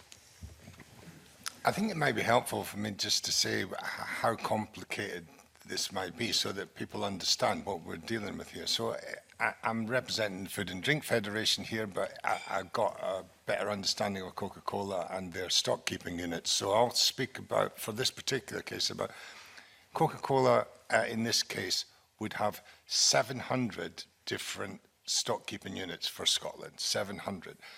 The artwork changes for that would be threefold. So there would be, for every stock keeping unit, you need shrink film, you need trays, and you need the actual cans or bottles themselves. All of that artwork costs a lot of money to be changed, but not only does it cost money, it costs time. And if when you deal with these kind of things, you know that the print works and the artists and things like that have got limited capacity, what we're doing at the moment is we're going to get everyone to dump all of this stuff on a fairly small group of suppliers. So it extends the whole process. So where you might have an artwork change in a normal set of circumstances that might take you weeks. Are we talking about a barcode change? Or the whole thing has to change. well, So, why does the rest of the artwork have to change if it's just a case of... well, first of all, the barcode probably would need to be accompanied by some written declaration to the consumer. So, because a consumer can't read a barcode, so it would need to say something like, "This is a deposit container," or "This is for deposit in Scotland," or "It's not for sale in England," or some version of that. So it does need to, and then when you change that, you move everything else on the container, etc. That particular part, when you've made it, has to be stored somewhere. Now, you have a JB-wide group of products at the moment that would need to not double in volume, but certainly double in complexity. So in terms of how logistics works, it's something called the square root rule. So it's the square root of what your products are, is the extension of your range. Then you need more warehousing, and then you need more product lines, and you need more production space and more time. It's a very, very costly thing. And it gets to the stage where you end up have to make a really big decision about whether you can keep products in the market or whether you take products out. And so, you know, we can't make those decisions at the moment very easily because we don't see the final regulation. And people are pressing us to make decisions about whether a pack should have a different code on it or a different... And we'd love to make that decision. But right now, unless you see the end regulation, you can't commit the business to hundreds of millions of pounds worth of artwork changes. Realistically, the amount of litter produced by food and drink companies that end up in our environment is also a very costly thing. Absolutely. Yeah. I mean, you know, obviously it's not borne out. We're not here to fight against DRS. Yeah. We're here. We are genuinely here to get the right deal. All I'm trying to say is keep this in context. If you want to change the way Scotland does business within GB, and that's what you're doing primarily, you know, you need to understand that it takes time for producers to make that change. It's not that we want to go slowly. The capacity of the people all the way down that supply chain is limited. If we want to get artwork done tomorrow for one park, that's easy. We just go and phone up the supplier and say we want this change. When you want to do it on thousands of times, you know, across the marketplace with the beer guys and the spirit guys and the wine guys. Timescale as well. Timescale and capacity. Yeah. That's what I'm saying. Yeah. So when we come on to talk about timescale, it's not just about how long it takes to change the artwork on the park. It's the impact of all of these park changes on the whole marketplace. Mark, you wanted to come in. Just thinking, are there not branding advantages there, though, to have different artwork? So, you know, you could have Coke, and then you could have Scottish Coke with a wee sort of, you know, DRS symbol on it. I mean, isn't that a good thing? Isn't that a good thing? I mean, I know it creates. You're saying it creates time for somebody to draw the symbol and everything and make new artwork. But are there not any branding advantages? We can do things like that. So we can do a slightly different park in England and in Scotland at the moment on a limited scale. So if one park looks better in Scotland in one way and different in England, we can do that. And it's one park at a time. It's not 700 parks with 2,100 pieces of artwork. Stuart, you had actually had your hand up a wee while ago. Are you still got a question? And I realised that I forgot to come back to you. Sorry, Stuart. That's all right. Come here. You're forgiven. I just wanted, and I've now acquired two questions in the meantime. I wanted to go back to Colin Smith, who appeared, and this is the opportunity to perhaps clarify, to say that there are unique issues about intrastate borders that are different. And I just wondered, in principle, how that works in the States, where every one of the states kind of a different level of sales tax. Some have none, some have quite high levels. The same is true in Canada. I suspect Faroes and Denmark's not a good example because the geography separates them. But I know there's significant differences. So I kind of ask about that principle thing. That is quite different from deposit return. I accept that's a different thing. And just simply for Jim Fox, I don't think I can walk down a single aisle in the supermarket without seeing promotional labels which are introduced at short notice. Every single aisle. So I just wonder how often are producers changing their labels anyway, because I have a very strong impression, do forgive me, that it's a very regular and standard part of the marketing efforts, and that this would... I'm not buying quite what you say, is really what I'm saying. I think you can address that, perhaps, if you were perhaps to give us some numbers, not necessarily today, but I just see the packaging changing all the time on lots of products, so I'm just not clear. But first, Colin Smith, if I first may. to answer your first point, and then to Jim. Yeah, thanks, Stuart. I think what we need to remember is that, or recognise actually, is that Scotland and the distribution of food and drink within the UK, actually, not just within Scotland, is totally different from any other country, European, America, Canada, New Zealand, where it might be. And that uniqueness is that there is this wholesale supply chain, this £2.9 billion industry that sits in the middle between the producers and the manufacturers and the retailers and food service outlets. Whereas in a lot of European countries, or most European countries, or in America, it's a direct supply.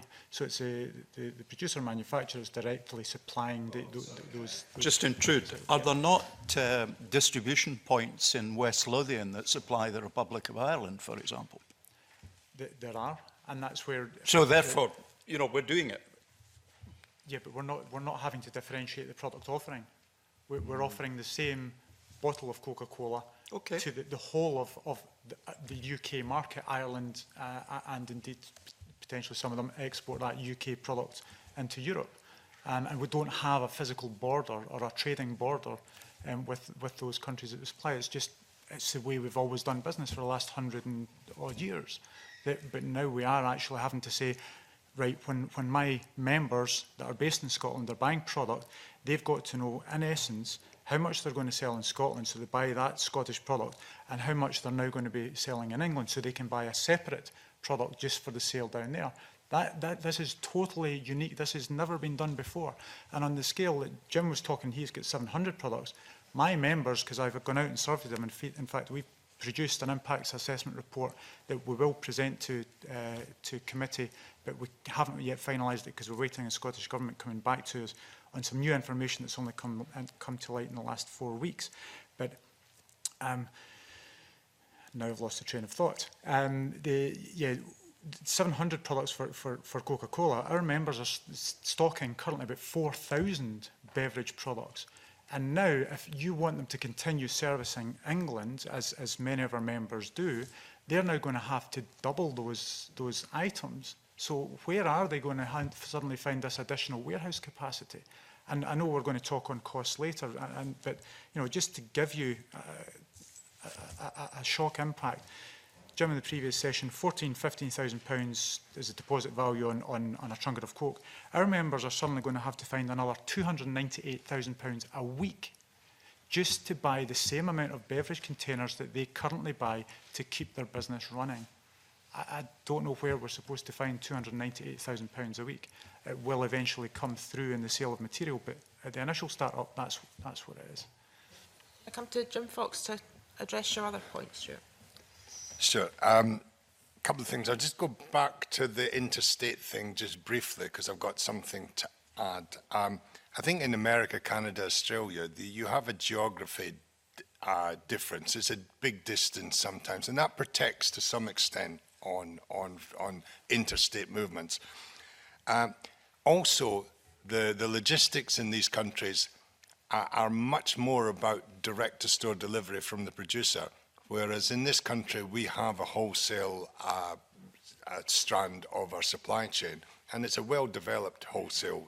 So we supply into wholesalers. We don't even supply to Tesco stores. We supply to the regional distribution centre. So there's a different level there that isn't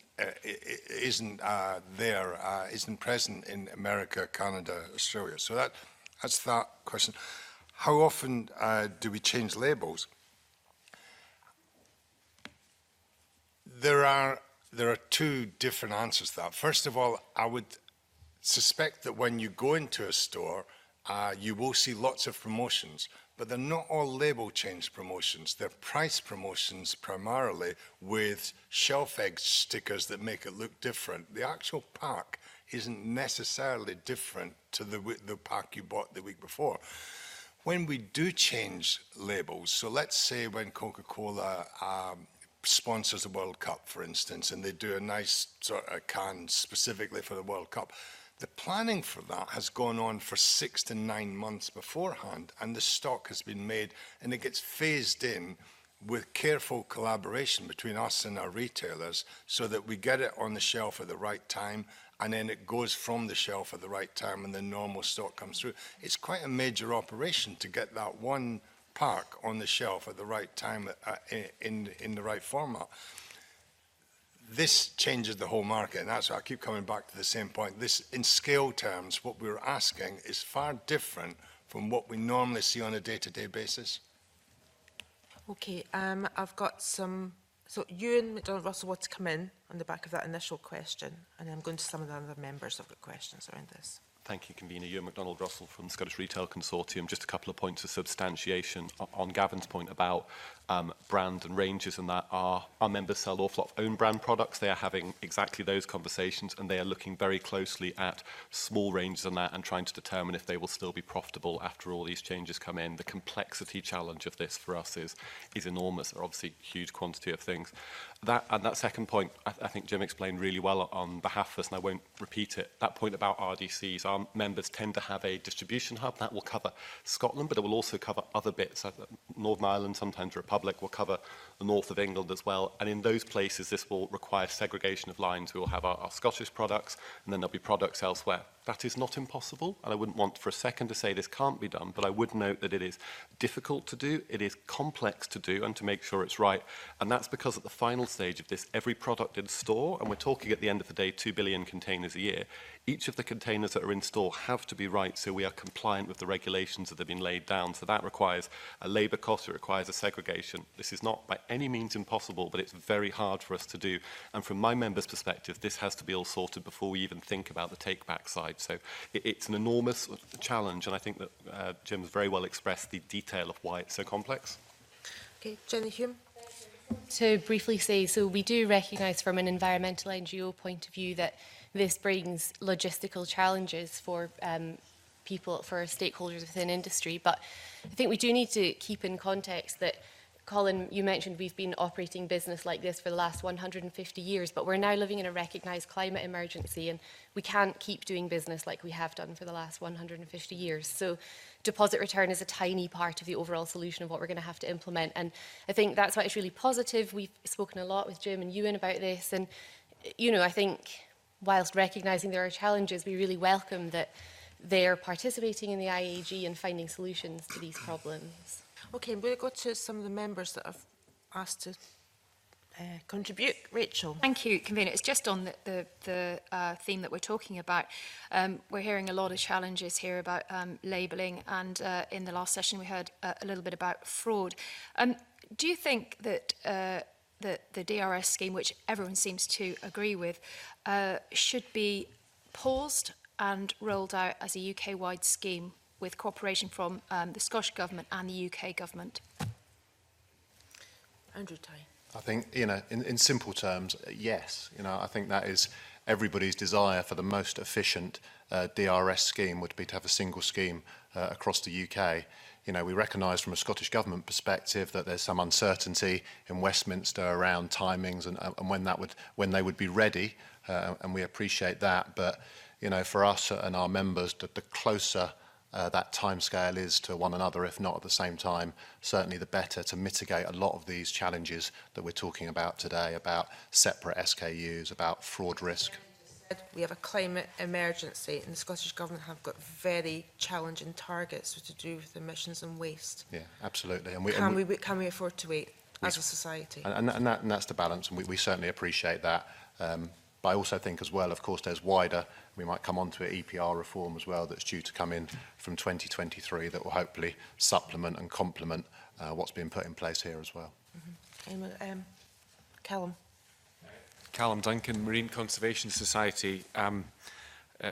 Thanks for the opportunity to give evidence, and appreciate that there's a willingness to, everybody wants to deliver deposit return scheme, and it sounds like we're sort of talking a lot about the detail, which is understandable because that's the logistics and the practical measures. But just to pick up on what Jenny was saying, and following up with what Mark was saying, you know, Scotland has to be zero carbon 5 years ahead of the UK.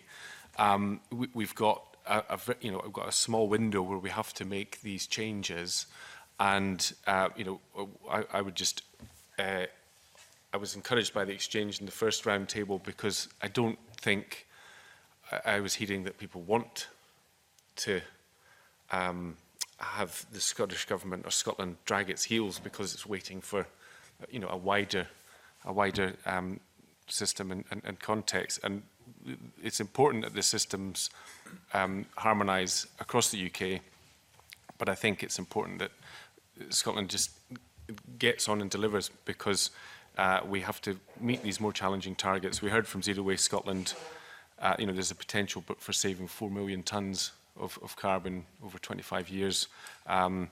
If I may, because I don't know how the questions will go, but there was some talk about glass in the first session.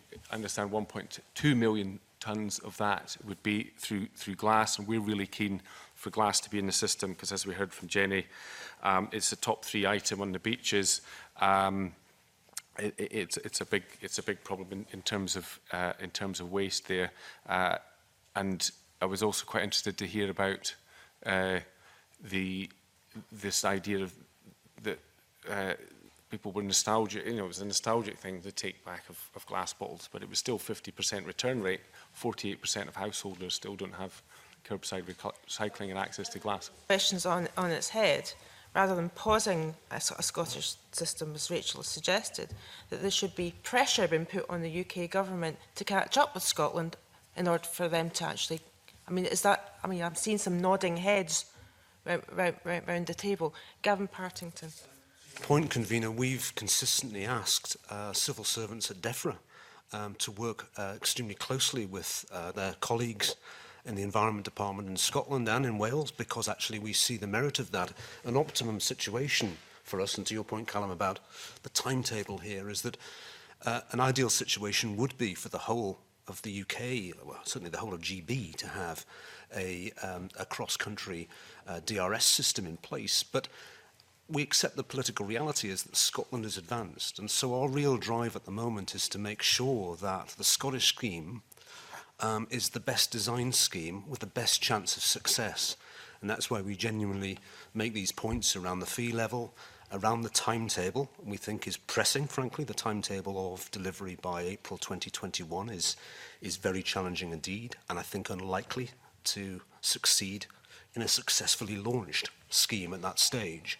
That is the political reality here. We want this thing to work. To do that, there are some genuine issues which we urge Scottish Government to address. Jim, you want to come back in? You asked about the difference between England and Scotland. We want, honestly, to respect the devolved powers of Scotland. You know, there's absolutely nothing here about trying to align with England for any other sake other than practicality. I think Jenny asked about a climate emergency. We want to respect the environmental concerns, because we don't want the litter or the recycling rates that are pretty much stalled at the moment to remain that way. But we also ask you to recognise where business is at the moment. You know, we've got a GB or a UK supply chain that will be very difficult to break up, and that's what you're asking us to do, to actually separate England from Scotland in a very physical sense. You're trying to do that, and you're asking us to do that in against the background of Brexit. That's the first time it's been mentioned today, where all of our business are concerned about you know, how things will go in the next 2 to 3 years. Really difficult decisions being made right across industry at the moment. You're also asking us to make up our minds and be positive about this. When you, as a government, as Scottish, I know you're not the government, you're a committee, but the Scottish Government is asking us to make up our minds. When they can't give us clear responses on extended producer responsibility, you know, is it or isn't it part of APR? You know, if we're in DRS, will we be excluded from exempt from APR? You can't give us clear indications about VAT, and that's an absolute essential part of how we plan our business. So yeah, we could put more pressure on the UK government, but that's not the ideal time, because we go into government departments now in Westminster and there's not a lot of other work going on. So it's really, we're trying to talk to people that are facing the other way. And equally, I believe that when Scottish Government officials go to Westminster at the moment, it's even difficult for them to get attention. So, you know, we're asking you to be more, you know, understanding of industry's position. If we wanted to join up in a GB fashion, that would cause concern, I think, at Scottish Government and NGO level in Scotland, and we don't necessarily expect that. Perhaps we should be talking about some kind of compromises for some of the parts of this, at least for the next 2 years. That's where I think we need to be. I want to move on, and there's lots more to say about this, but I want to move on to the impacts in terms of recycling infrastructure. We've got some members around, we've got some people around the table that are from waste management, and what's the potential impact of this in terms of, I guess, capacity, cost, but also the upsides as well in terms of the volume of material that might make it into the recycling chain. Stephen, do you want to, and then I'll come to Colin. Yes, Stephen Freeland, the Scottish Environmental Services Association, which represents the waste management contractors. So yeah, there are two aspects to this. I mean, clearly the waste industry and local authorities have been highlighted as potential losers in the system. That's basically because material which we've been handling and processing is going to be diverted off to the scheme administrator instead. So there is the impact there. Waste infrastructure has been built up in the last few years to meet our waste regulations. A lot of recycling capacity is there at the moment. But where the opportunity would be is we've got this infrastructure, should we not at least be looking to utilise it as part of the deposit return scheme? And that's where the conversation with the Scottish Government seems to be stalling. We don't know what their intentions are. We'd have thought by trying to keep scheme costs to a minimum, we should be utilising existing systems, existing expertise, which could be tweaked and modified to fit into the deposit return scheme. On that? Well, we've got recycling facilities which can sort a whole range of materials which come in through the commingled blue bin, curb recycling bin, and separate it out into different grades. So it's the same process for deposit return, which is looking to collect metal cans and plastic bottles. It requires some sort of sorting at the back end before that material then goes to market. So there is that capability in the system already. We're not too sure from Zero Waste Scotland whether they want, or the Scottish Government, as to whether they want to build brand new, shiny kit from scratch. Is already there in the existing infrastructure to handle the proposed, you know, increase in materials coming in by DRS. Tonnages would be there because it's the same, you're just displacing this one system for another, so the tonnage capacity is there. It would require tweaking, though, because it's a different composition of material that's coming into the system. So that's where the challenge is, to make sure that the system would have to be modified in some way to take this new composition of material that's coming in. And that's where the challenges are. We don't know what those system parameters and boundaries would be in a deposit return scheme world. Debbie Mish wanted to ask. Push that a little further, because you said, Stephen, about there'd be, if I understand you rightly, I can't quote exactly, sorry, this was, I was catching the convener as well, but similar capacity. Surely one of the points about deposit return is to increase the capacity of if everything is included, of glass litter in playgrounds and glass on beaches and plastic being chucked out on the side of motorways or whatever it is. Surely the idea, there's a lot of litter around which is going to increase the capacity for recycling and indeed for remanufacturing. There's two angles there, yes. I mean, I'm not convinced by there's going to be a huge amount of additional stuff coming. Just figures show it. Sorry, anyway, go on. So there is two elements there. Is the stuff that's lost to landfill bin and stuff that's lost to litter, yeah, will have to come through a system. I think the industry would be equipped to handle that if we have the opportunity to. We're not too sure if we do or do not. And you're right, the second strand from that is at the back end. It's all very well collecting material and sorting it and processing it. It then has to be reprocessed back into plastic chips and such like. So yes, there is an opportunity with this cleaner stream of material coming through. Not at the moment. At the moment, that's we're relying on export to cover that. Yeah. So the big thing to square that would be to ensure that we can invest in this country to deliver that. But I don't see anything in the regulations that say the scheme administrator or the Scottish Government applying any pressure to ensure that happens. It's all focused on the front end. There's nothing to say you shall ensure this stuff retains in Scotland. So obviously we want to minimise environmental impacts, so actually reprocessing, if it's happening in Scotland, is actually going to meet that objective. It would help, particularly given the fluctuations in the Chinese markets, and markets being closed internationally. We're struggling to find outlets for this material. It would help if more of this was sorted and processed in the country, but it's a challenge. Colin Forshaw. Hello. Thank you, Convener. I represent Chartered Institute of Waste Management. I'd like to thank Stephen for stealing nearly all my points. However, I can expand on some of them in particular as well, which I think is some good points there. Timescales. So Stephen outlined there about infrastructure. We have capability within the industry at the minute within Scotland specific, which is handling curbside and source segregated recycling materials from local authority and from commercial operations. Similar, although on a much smaller scale, I would say, to the producers, we would have to look at batch processing this material, which then has associated costs in terms of how these facilities function and associated operational costs as well, to keep certain materials separate from the commingled materials. So that needs to be looked at. There is a timescale issue in there as well. We have to look at bringing in new facilities of some form to be able to process this material. It may lead to additional quantity, as you suggested before, and there'll be quality issues as well. Again, you want to try and keep this separate. Stephen hit a very good point about end market. I operate a facility in Aberdeen. It is a source of constant frustration that a majority of my recycling products have to go south of the border for being processed. To have them north of the border would make a lot of sense and would also help stimulate the market accordingly. I'm sure there's some manufacturers and producers around the table that would be interested in that as well. So that's one aspect we'd like to see from a well-designed scheme.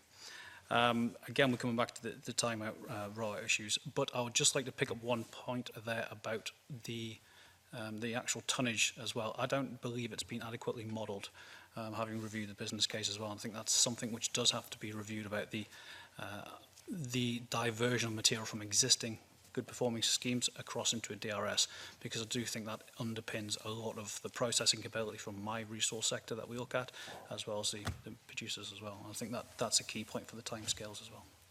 Mark, you wanted to ask a question. Yeah, there's an interesting discussion there about pure tonnages, but it's also an issue about quality, isn't it? So, you know, what's coming through a commingled waste collection for PET, for example, is pretty dirty. I mean, it's difficult to get the bulk of that back into, you know, food grade PET bottles. So is there an issue that by actually not segregating through a DRS or maybe some other technique, we're actually losing that PET and it's going in to make car parks or resurface roadways or some other kind of low grade usage when it could actually be used as bottles again? I'm struggling to think of how we increase the quality of the recycling and the reuse here. The quality is critical in the majority of commingled processing plants. We sell various different grades of plastics, PET, HDPE into the market, and they do have to hit a specification for quality. It's the next stage of the processing where we have to get that correct in terms of the cleanliness levels, etc. Into remanufacturing drinks bottles as a proportion of what's coming through I don't your have any numbers MRF? directly in front of me. I'll be happy to supply them to the committee through CRWM at a later juncture, if that's possible. Yep. Okay. Ben. Just to summarise on operational impacts and cost of the system, what we hear from industry is that the DRS as proposed at the moment is going to increase costs significantly to businesses. It potentially is going to decline. There's going to be a decline in choice for Scottish consumers because some retailers may decide not to sell into Scotland. It's going to increase fraud because it's not a UK-wide scheme. And there could be a significant impact on Scottish producers selling elsewhere in the UK because of the additional costs of having a Scottish and UK market. We've also heard that there's not the recycling capacity within Scotland to deal with the plastic waste that the DRS would collect. So is there, we've already seen there's evidence that there's significant business preference for a UK-wide scheme.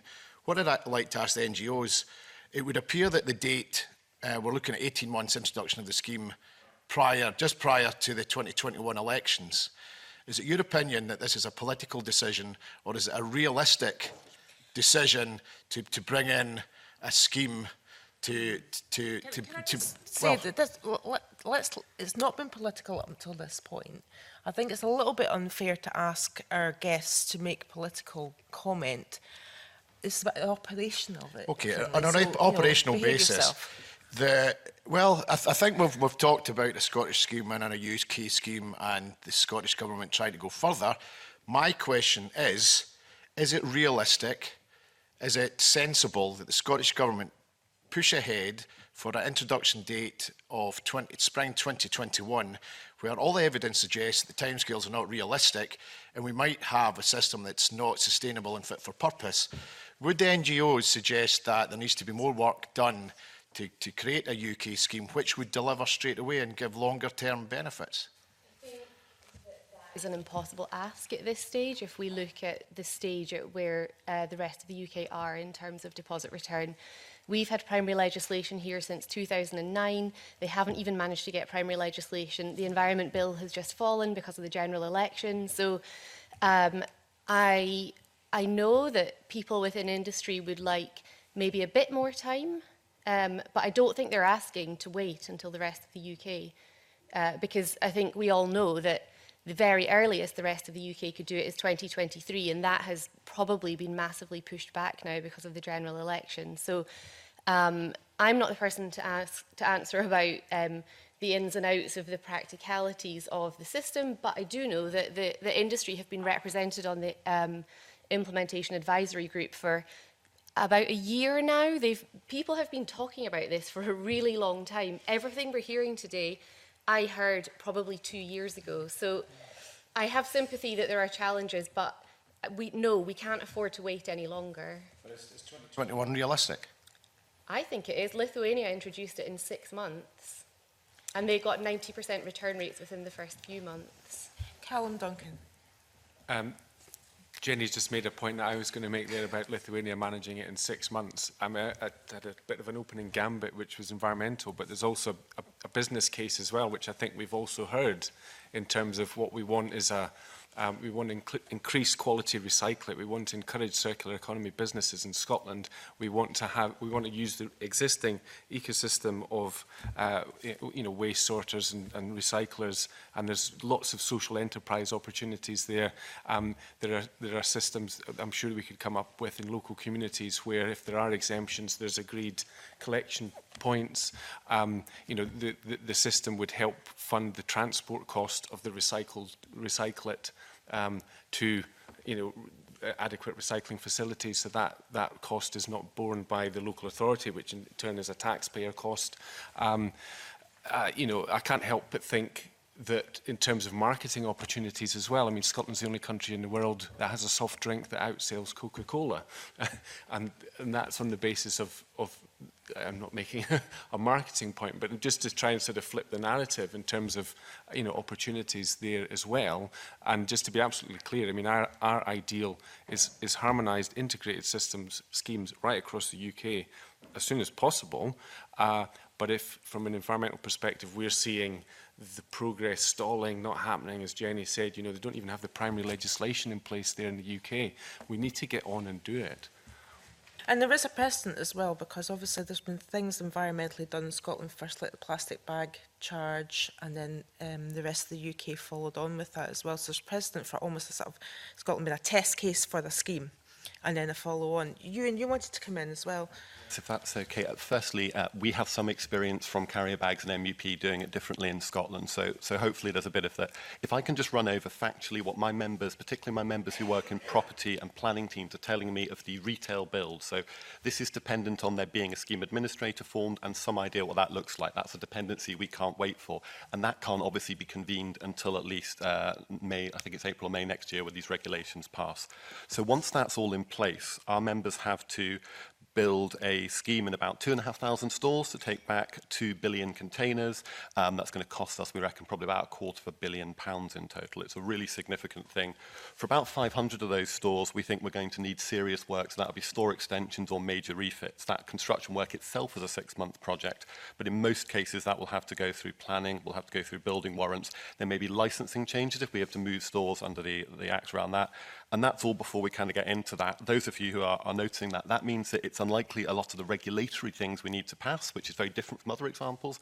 We think most of that may not actually be done before April 2021. So what that means is if we commit to that date and the government doesn't move, as it has indicated it might consider, you would have a manual handling system, and that has generally not been very popular when you're talking about, in a supermarket on a Saturday, you're talking to an item every 2 seconds being returned.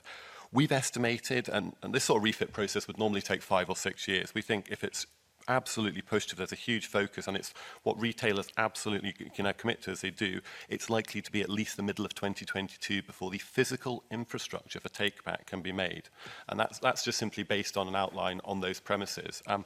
That may be shorter, maybe longer. There is some variability there. There are huge unknowns in this. We don't know, for example, if VAT will apply. But that's just how long we think the bill process will take, or certainly what my property experts are telling me. Actually, Ewan's answered a lot of, or mentioned a lot of what I was going to say. That we have sat in the IAG for the last 7 months and been involved with DRS since 2015 at least. And I don't think there's any disagreement that there is a climate change emergency, and we are all trying to work with Scottish Government to implement the best designed deposit return scheme. But as an industry, we are being hampered in giving you the best solution and potentially the quickest solution because of a pre-designed scheme, a scheme that we have been told we've got to operate within and aren't allowed to bring in alternative solutions that could speed it up and actually make it better. And I'll pick on the better part because while certainly my members would want this a UK-wide to prevent all the additional costs and complexity that the scheme brings. Having it UK-wide would actually enable us to capture more recyclate.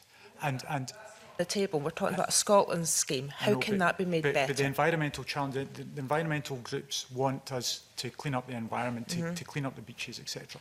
I'm saying that there is a solution, and there are options out there to enable us to do that better than just having a Scottish designed scheme or a design that you have laid before us. There's alternatives out there, and the concern that if we go first and don't consider the other options that are out there, England in 2023 or whenever they might go will be putting in place a more technologically advanced system that potentially allows people still to deposit their bottle into a curbside collection system using blockchain technology, QR codes, RFID chips, and whatever else. We have presented, and Zero Waste Scotland are aware of the technologies out there that England will probably go with. And we technologically advanced scheme. Yeah. So, what one of those do you think Scotland should be adopting?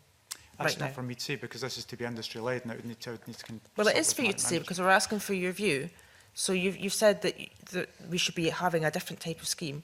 what kind of schemes should we have that you think England might be introducing down the line that we haven't? One that is involves the products having QR codes on it that then would be scanned at an app and deposited into a curbside bin, as opposed to then having to jump in your car, bus or whatever to return to retail. A purely curbside you could solution. still if you there's two alternatives, and this hasn't been examined. Zero Waste Scotland haven't allowed us to look at these alternatives because we have to work within the parameters that Scottish Government have set for us. So I can't go into all the details. Certainly gladly have an open discussion with industry and Scottish Government on the other technological abilities that are available. But you could have it either as curbside, or you could still charge a deposit and you still put it in your bin. There is opportunities out there. Okay, can come to John Lee. You had your hand up a wee while ago. Thanks, Convener. It was just to touch on the timeframe question. With the very best will in the world, we simply don't think the timescales achievable.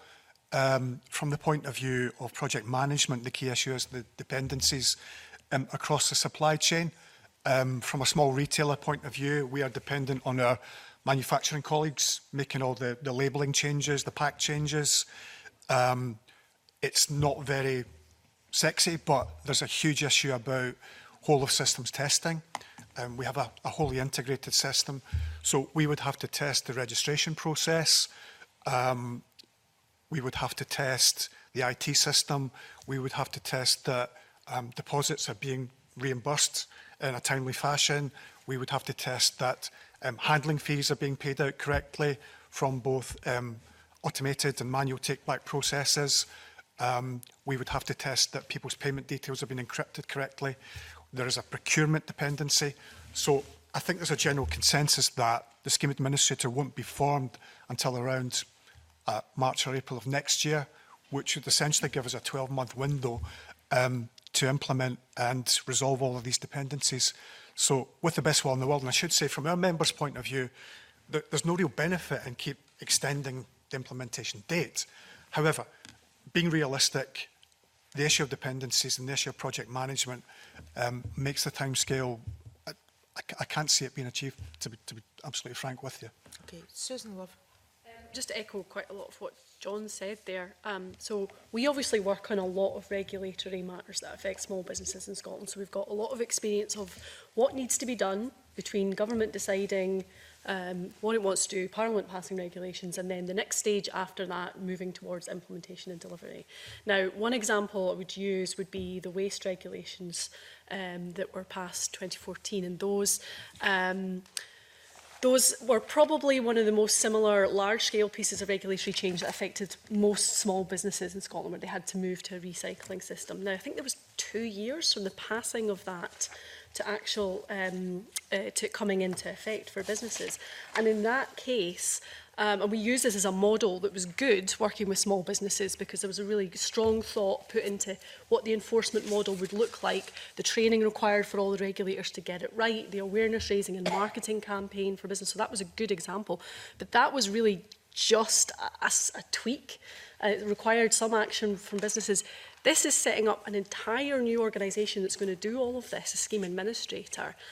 And as John has said, but it's going to be at least next spring before that's set up. We don't have any experience of our regulations being run by an organisation like this. And although Jenny's right, we have been speaking about this for a long time, but there's no decisions on a vast range of details. So I spoke earlier about the exemptions. If I just think about that scheme administrator needs to be in place, all of the discussions around what all of the exemptions might look like, the text for that, writing the guidance that's going to be for businesses, the marketing campaign. I mean, just based on previous experience and our models of what good regulatory practice looks like in Scotland, it's very, very difficult to see how you can do this well in the timescale. Just lastly, I know that people have referenced how other countries have done it. I don't know what their regulatory practices are, and I would just caution the context we're in. I'm sure we all wish we weren't in the economic context we are.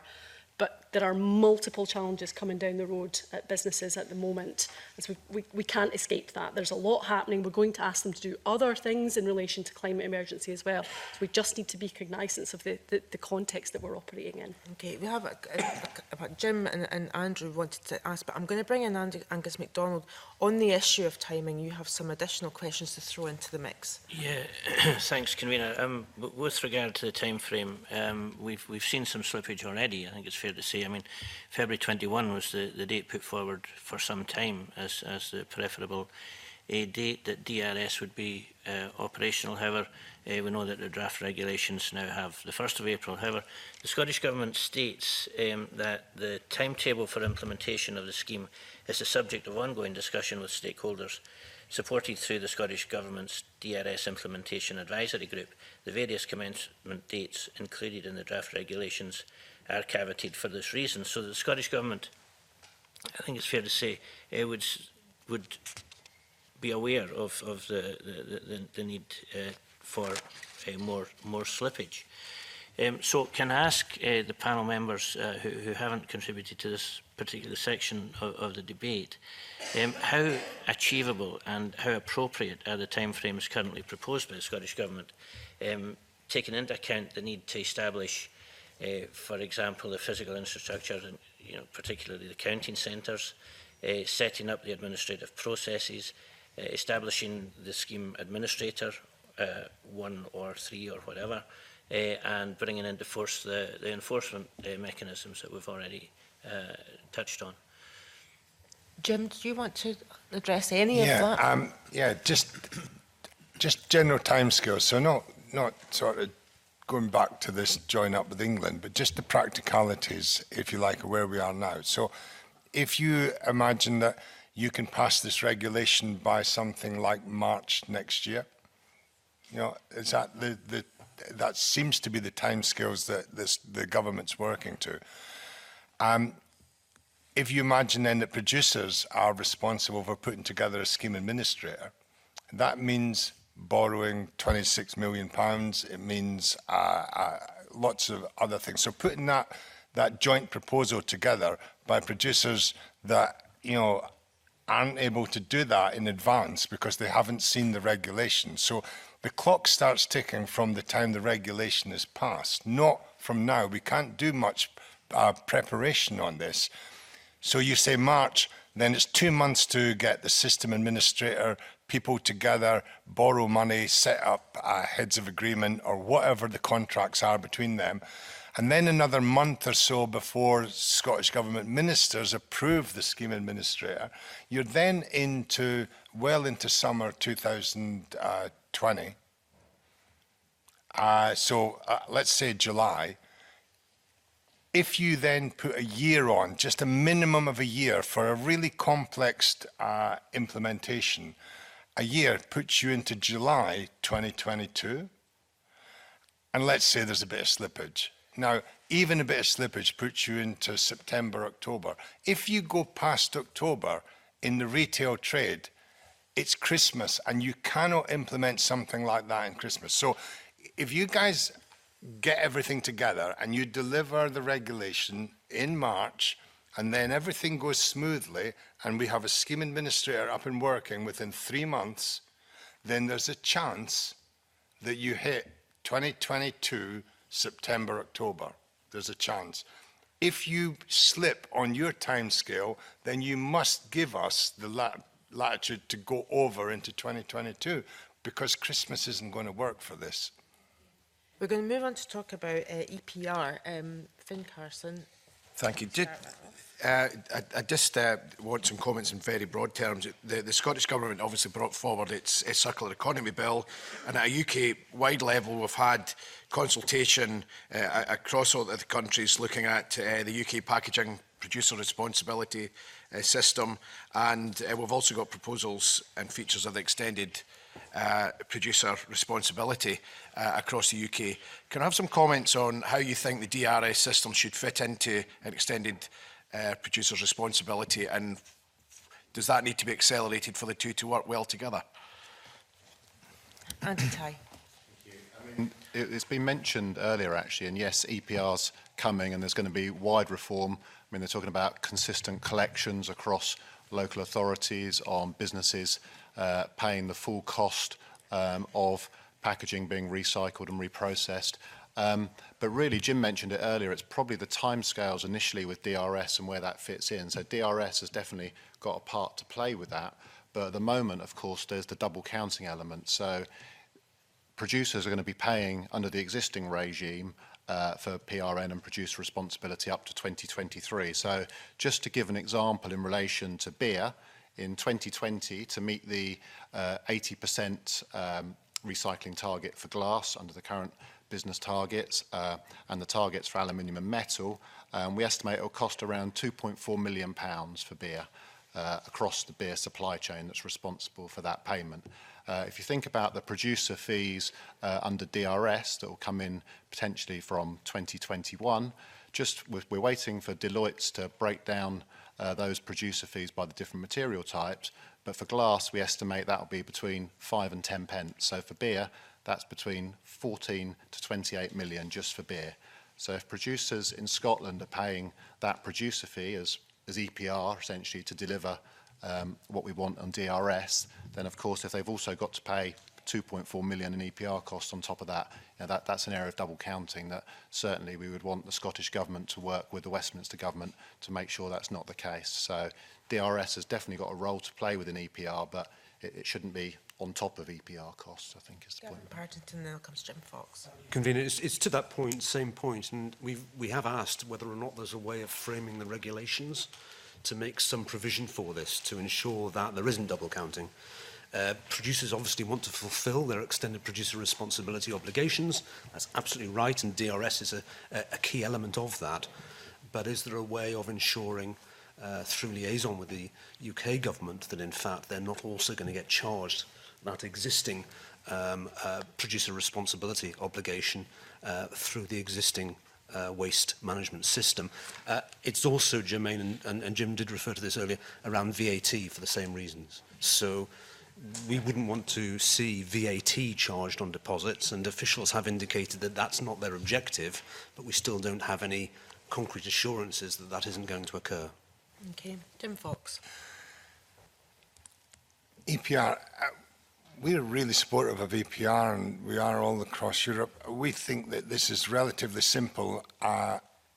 Anything within DRS should be exempt from EPR. It's a form of EPR, and I think Jenny's already sort of said that. So we're in sort of quite strong agreement around the table about that. And we're quite happy as well that anything that's not actually in the DRS, so the secondary packaging and any parks that are not obligated by DRS, will be caught by APR. So there's a sort of a tiered system. So anything like shrink film that goes around packaging or cartons that are not in DRS should be caught by APR. That really needs to be written into the regulation. It shouldn't be just a sort of a half-hearted promise by the Scottish Government that, yeah, it'll be all right on the night. We can't afford that. This is like tens of millions of pounds for our industry. Okay. Stephen Freeland. Just on, obviously we've got deposit return potentially coming in 2021, which is what we're talking about, and EPR coming in 2 years later, it's 2023. The impact on curbside recycling we're talking about, with material diverted from curbside to deposit return, potentially affecting the economic viability of providing and continuing to provide a curbside household recycling scheme in many respects. And we're told that EPR will be the saviour to 2023. All your troubles be solved when EPR kicks in.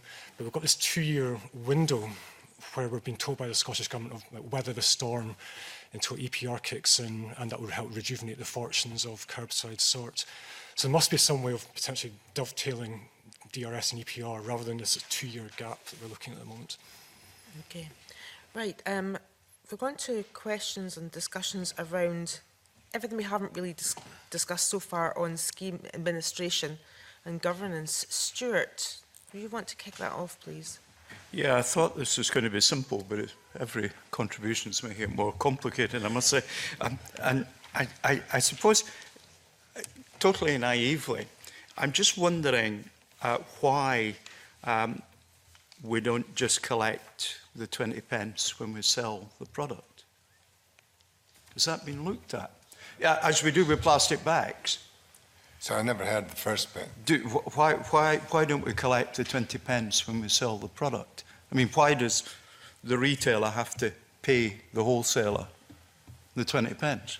Why, you know, in other words, the old purchase tax system rather than the VAT system, where it goes all the way down the system and creates all the complexities, and the need for the extra cash flow that we've had. I'm not trying to reinvent the scheme. I'm only trying to establish whether anybody's aware of that sort of approach being looked at. That's all. I think that's a really simple one. It's a really simple one, Stuart. This whole scheme is about getting the container back. It's not a one-way thing. So VAT is a one-way thing. Purchase tax is a one-way thing. The container, if it followed the container, would still need to be reimbursed with whatever you call it. And therefore, it wouldn't be a deposit return system if it was a tax. Okay, I may come back to that in my own time. So that, I mean, we, within our submission, and you've obviously read it, hence the question, we did put an alternative solution in how the deposit could still flow through the system, but actually not impact all the way through. So it'd be a reverse charge mechanism, the same as VAT is handled within the construction industry. That is basically a paper entry. Yeah. And exactly. so it minimises the cash flow impacts for wholesalers, for retailers, and that 20 pence effectively is then paid to the scheme when the article is sold. So we have put that as an alternative solution within our submission, if you'd care to maybe read it. Right. One of the things that's emerged, I think from Jim, but from others, was when the administrator is going to be appointed and in post and so on, putting in place a delay. And I really ask the question, therefore, should the Scottish Government be looking at starting the process of setting up the scheme administrator in advance of the legislative framework? Now, before seeking an answer to that, I know that we've just done a climate change bill, now Act, where the just transition that was talked about in that context was actually set up in advance before any legislative. So it's perfectly possible to do that sort of thing if you choose to do it. Would that be something that would be helpful? Would that be something that people in the room would encourage to happen? Bearing in mind that it is ultimately to be a private sector administrator, that nonetheless the midwife could still be the Scottish Government in advance of the legislation. I just wonder if I'm having one of my turns or whether this is a sensible thing to think about. Gavin Partington. Perhaps I can help, Stuart. Our understanding, and of course the implementation advisory group that the Scottish Government set up, has involved a work stream looking specifically at the creation of a scheme administrator. Our understanding is that Scottish Government officials were advised that for them to actually set up a scheme administrator themselves would effectively breach state procurement legislation, which requires an open procurement process that is open to everybody to participate in. So that is one of the reasons why government is hoping that a scheme administrator emerges from the producers who are going to be obliged under these regulations. There is much discussion about this. The issues that Jim touched on earlier on in relation to the timetable are a very serious and practical ones for businesses to go out and raise £26 million, which is the estimated cost of setup for a DRS system in Scotland. Is quite challenging when you don't have a business already with a track record that you can go and use as a basis for securing loans from commercial banks. It means businesses having to provide guarantees without the certainty that there won't be changes along the line in terms of how the system operates and whether or not it goes ahead as planned currently. So there are some pragmatic challenges there. So just to squeeze that down to its essentials, the inhibition to the industry or industries, plural, taking action on setting it up now is a purely financial one in getting a guarantee for that 26 million, which is the estimated cost. It's not purely financial. There is also the certainty required from simply having the regulations having completed their parliamentary process, so that there's absolute clarity. Well, I'm going to come on to about that as well. But I think I heard a qualified yes to that question. So therefore, we've also discussed about where powers should lie, whether with ministers or with the administrator. So is one of the key things that would enable us to make faster progress and be more flexible and fleet of foot as we understand through implementation the practicalities, that essentially the government retreats from any detailed input on this beyond setting the objectives and lets the administrator, working with the industries concerned, put it out. So therefore, you can get started and get going.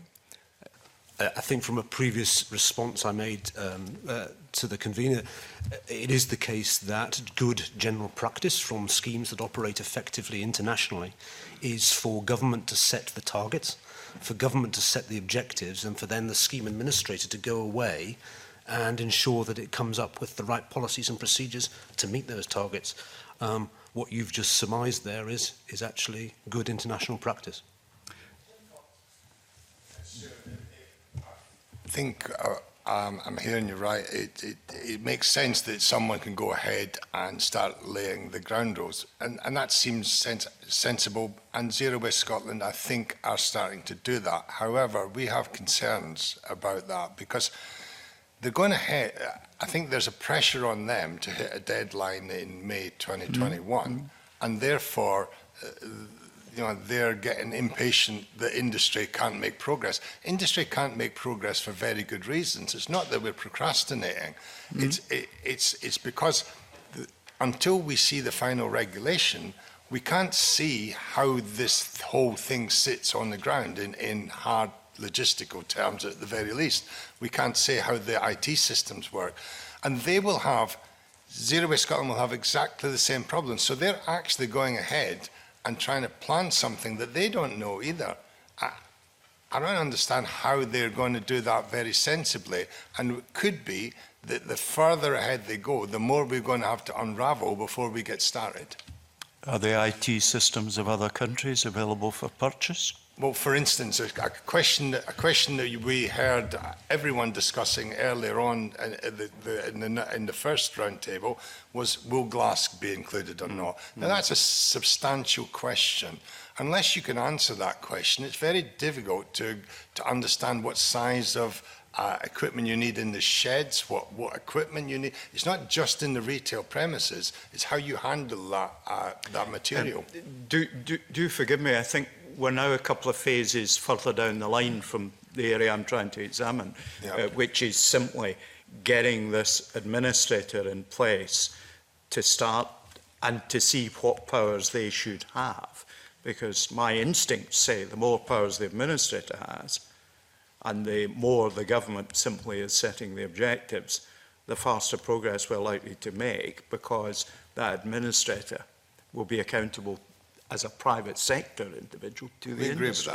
Is that a fair comment? I had our hand up, and then I'm going to come to you and McDonald Russell. Thank you. It's just a very quick response to the question about whether or not glass should be included. The Cabinet Secretary did commit to glass being included, and so that actually doesn't have to be a question. We could accept that that's the system that she's committed to. And I understand that we have to scrutinise the regulations, but that's the commitment. You and McDonald Russell. On that, I actually agree with the premise you're saying. The more powers the scheme administrator, the easier for the discussions to have. At the moment, that's not how the regulations lay this out. The deposit level, retailer exemptions, what timeframes look like, and a huge myriad of other things government's keeping. And I guess that's really challenging when we're facing legally binding targets, and whoever are the directors of this company could potentially face, real sanctions, including criminal penalties for missing targets that we don't necessarily believe they've actually got the levers potentially to achieve. That's a huge impediment to people looking at it, because we're having to consider a huge set of liabilities and go through that kind of process. And I think we are concerned at the moment the design government has presented allows them to simultaneously be on the pitch but also the referee, and I don't necessarily think that's going to lead to a good outcome. Susan Love. Point. I mean, I take the point about the easiest way to get this done is to give more flexibility to the scheme administrator.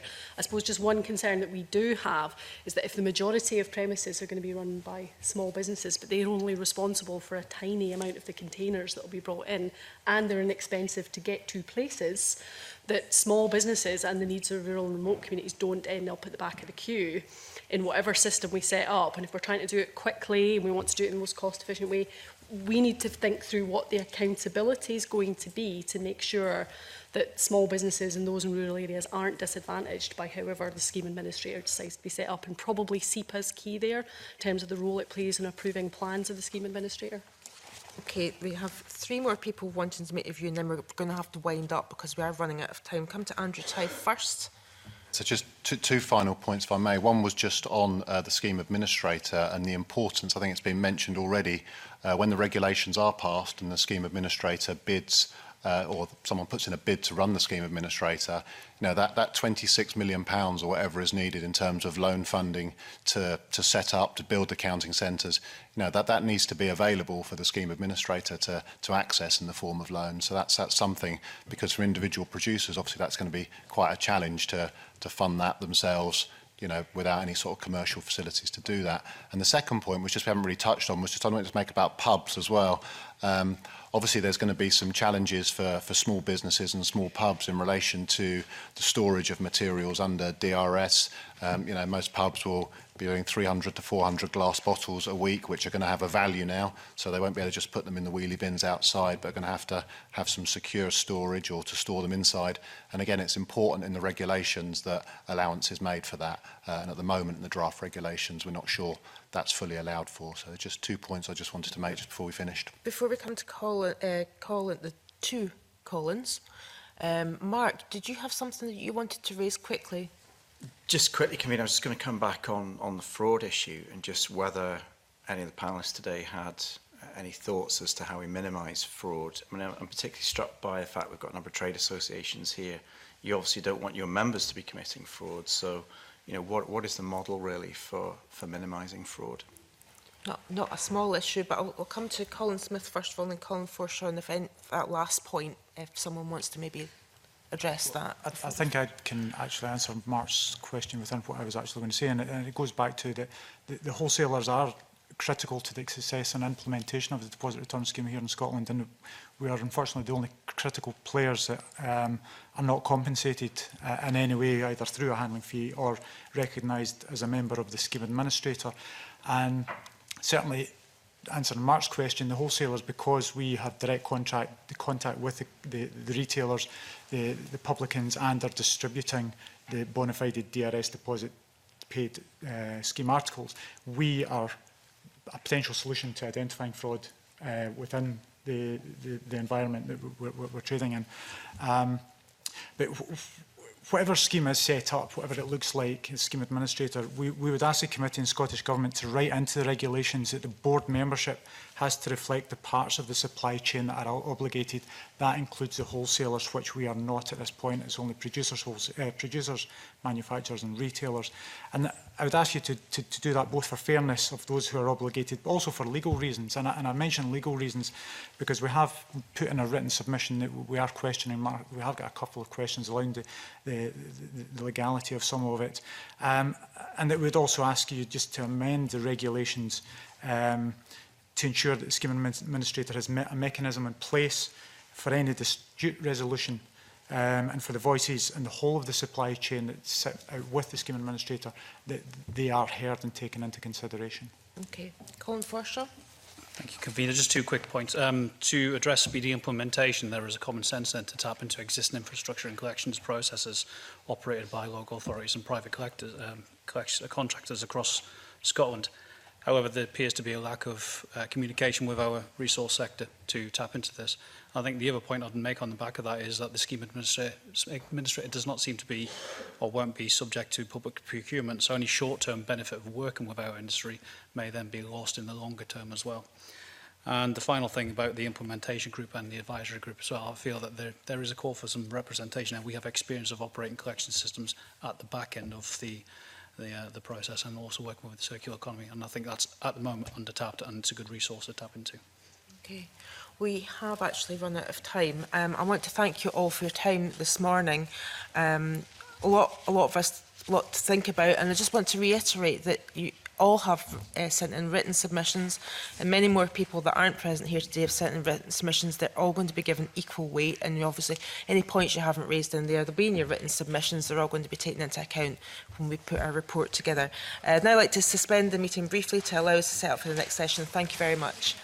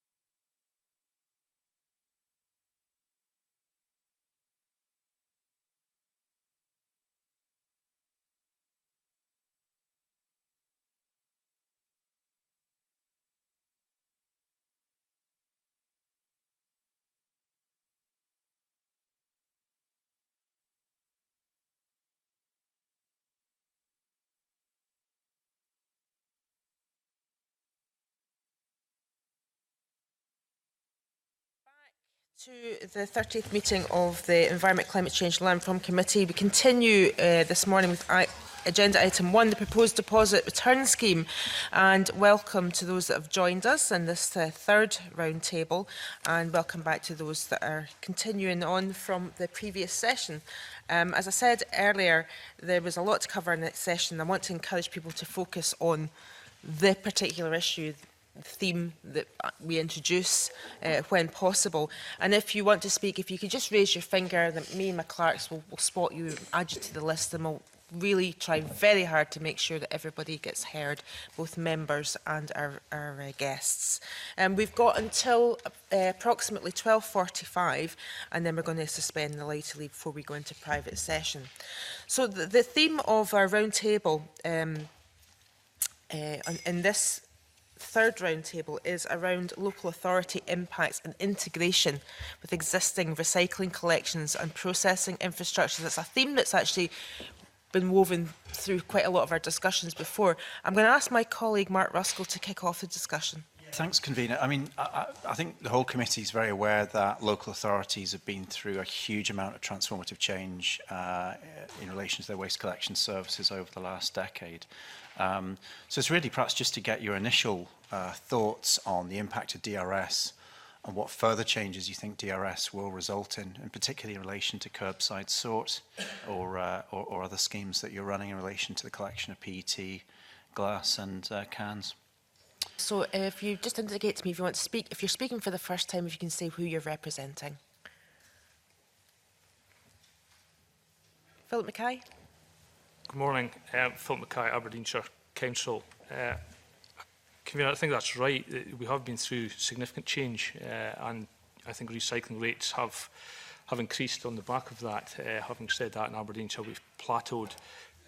We stopped collecting glass at the curbside a number of years ago, and we now collect that through collection points. But we've been able to maintain our volumes around about the same volume, so that seems to be a successful methodology for us as a large rural authority. I think stripping some of these materials out that the DRS scheme is focused upon will have an impact on what it costs us to now treat our dry mixed recyclates, because these are high value products, they're high quality products that are sought after. If we take them out of our waste stream at the moment, I think that will lead to an increase in costs. To take glass out of the curbside collection? There were some issues around about health and safety for our teams of tipping. A lot of that was related to noise. A lot of that was related to the vehicle types. We were very uncomfortable with crews having to wear ear defenders and then work on rural roads at high speed at night. Well, not at night, but dark in the winter particularly.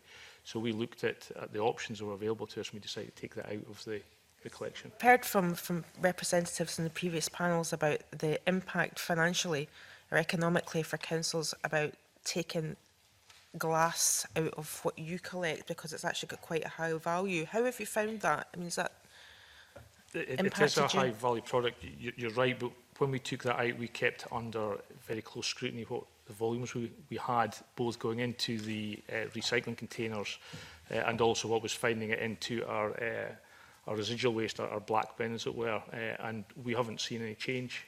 We're maintaining our rates, and our contamination rate of glass into our residual waste is still quite low, so we're quite happy that it's working for us. Okay. We had Craig Hatton want to come in, and then I'll come back to Mark. Back of that, Sure. just people coming in next. I'm interested. I mean, obviously there are a million people who don't have a curbside sort of glass in Scotland, but there's, more people who do. So I'm interested in how you intend to be redesigning curbside sort for those that are continuing with curbside sort of glass and other materials, as well as, local authorities that are currently not doing curbside for glass. Part of this as well, which is how curbside collection can work in tandem with DRS. Mr. Hart, do you want to come in? Yes, thank you. First of all, to echo the thoughts of Mr. Mackay there. Local authorities have invested significant amount of money in contracts and infrastructure to deliver the waste services that all local authorities provide today. And any change that we go through is dealt with very sensitively, because in the eyes of the public, waste collection is one of the things that everybody receives from their council tax. So clearly a lot of focus amongst residents around recycling services. Whilst I would welcome DRS, I think it's a way of trying to get people to recycle more. There are significant risks and implications for local authorities in terms of contracts, contract prices, waste collection infrastructure, which will inevitably lead on to employees. You spoke around how we would change our curbside collection arrangements should DRS be implemented, and I think the chances are that will, but the degrees of capture through the DRS system. It is very difficult. We've got models, there's varying models, and clearly we would have to look at something totally different, in my view, in terms of our curbside collections. North Ayrshire Council, yes, sorry. So I'm representing Solice and North Ayrshire Council. So that would, in my view, would require something completely different, perhaps collections at a lower frequency than we provide at the moment. There'd be concerns about the material mix that went into the curbside collections, which would be of a lower quality than at the moment, because materials recovered from DRS will, by their very nature, be cleaner, so less contamination. So the residual recycling material will be of a lower quality. That may have an impact on contract prices, on markets, because the markets are very sensitive to the quality of the material that comes through. If there is no market for the material, because it's either too expensive or cannot be reused, that will finish up being disposed of. And I think that's the worst possible situation we would be in terms of the waste hierarchy. So I think there's some factors there that we'd need to consider. Any other representative? Yes, David MacLeod. Thank you. David MacLeod, Cornelia Allen Shear. I think from our perspective as an island local authority, very little of what we collect in terms of the containers have a current net value at all. So anything that moves from our collections into a DRS system would be, we think that's a positive step. And if it can capture even more, that's even better as well. So from our perspective, we're in a fortunate position in that we do all our collections ourselves. We can redesign the system with whatever's left to be collected. And for us, we see this as purely as a net benefit to us, provided it's rolled out in the islands to the same level as it's rolled out on the mainland. Because in the past, we've had problems with producer responsibility that stops when it gets to the Minch. Yeah. David MacLeod. Oh, sorry, James MacLeod. Too many MacLeods, but or just enough. Yeah, James MacLeod, Dumfries and Galloway Council. From the point of view of Dumfries and Galloway Council, until this time last year, we had a waste PFI contract. As those here will know, that contract fell last year, and all services are brought in-house. This has allowed the council to look to roll out a curbside collection service that we didn't have for the majority of our region. Working with Zero Waste Scotland and obviously taking best practice across Scotland, and that includes the implementation of DRS in the future, has allowed us to look at a curbside collection service that will work with the DRS. So within the west of our region, we did have a curbside collection service. We managed to roll out in a small area which required a lot of curbside sorting. So there was boxes with glass and actually colour separated glass as well. Our concern with that kind of system is that the value that you obtain from the materials, the higher value materials which DRS will remove, if you remove those materials, then the costs of the service are very similar, but the income that you generate from the PET, the glass, the aluminium and steel is lost, and all we're left with is the lower cost material. So in designing a new system, as Philip Mackay's referred to, we will be moving back to glass at community bring points, because there will be very little glass left in the market if the DRS figures are to be believed, in as much as 90% recovery on 90% of the market. It will be of the higher flint quality. Yeah. I mean, how is that factored in? Well, I mean, we're looking at it in the broad, in comparison between the broad costs of collection against what income can be generated. So certainly Zero Waste Scotland have said to us, you are absolutely making the right decision in not having a curbside collection of glass in your new system. And our new system for the whole of the region, which has been through committee just recently, we're looking for final funding arrangements to be resolved, but that shouldn't be an issue. But is looking at a two-bin system for dry recyclates, paper and card in one, metals and plastics in the other, all collected with a single-bodied RCV, single-compartment RCV, so that every vehicle that we have running the region will be the same type of vehicle, so they can be interchangeable between residual waste and the two different streams of dry recyclates on an alternate basis. So for rural authorities, and I'm sure this applies to the others here, it's very much about the collection, minimising the collection costs, because DRS will take out a lot of the value in the collection, in what material you recover. Turning to the urban, Rolf Matthews from Glasgow City Council, could you elucidate on your arrangements for integrating DRS into your waste collection? Certainly. Obviously, we're working with Zero Waste Scotland colleagues in terms of modelling different options at this stage. Currently, our service is, we have a blue bin service for dry mix recyclables, so that's where the plastic bottles and cans will be coming through. And we take that to our materials recycling facility where we do the sort at Block N. And for glass, we've got a mixed service currently. It's for the properties presenting to curbside, we have a separate curbside glass service. And for flatted properties, it's a public site model. So that it's communal bins.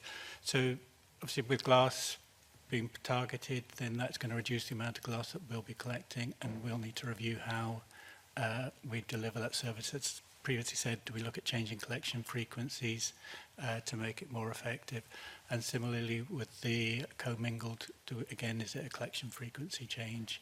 And also with those materials coming out that stream, it's how do we develop and continue to invest in our sorting plant to get the best out of that?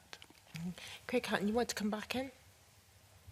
It was just to echo the thoughts really across the table that the net cost or saving will differ between councils depending on where they are in their systems, where they've made investment, where they've got longer term contracts.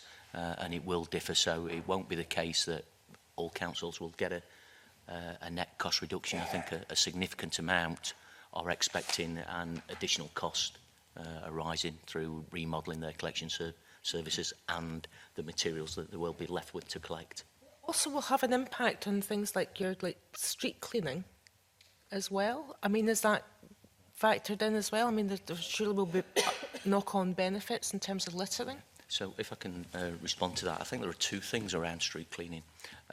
First of all, we will still need to employ lots of street cleaners because things like cigarette litter, chewing gum, other litter that will be out with the DRS scheme will still be there, and we'll still need to apply the same frequency of cleaning around that.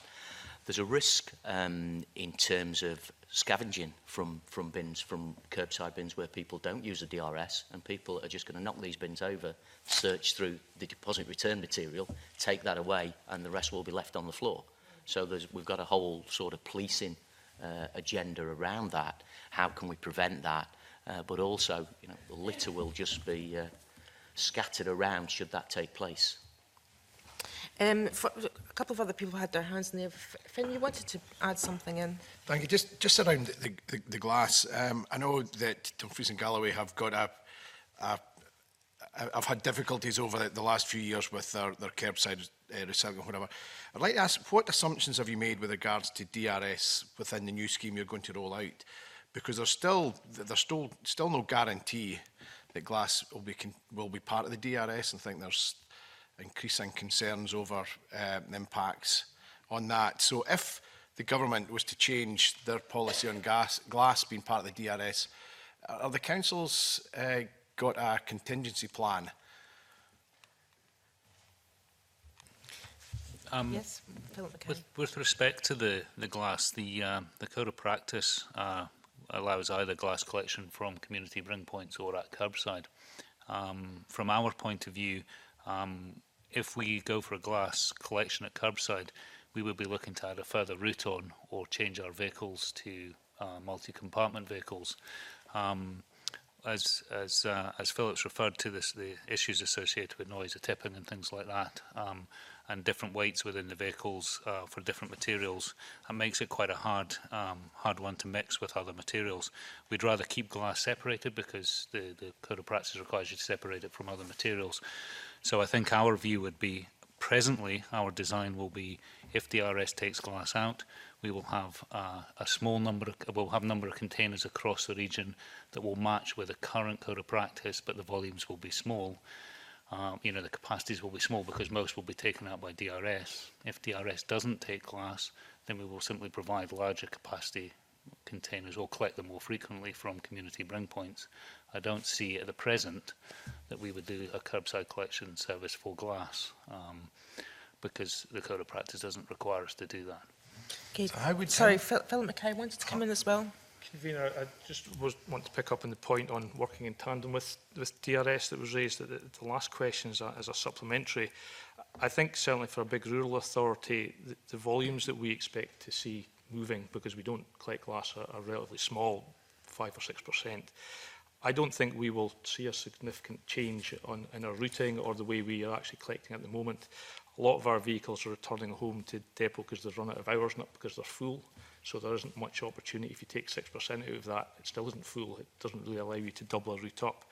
I think where we do have some issues where we could work in tandem is round about our household waste recycling sites.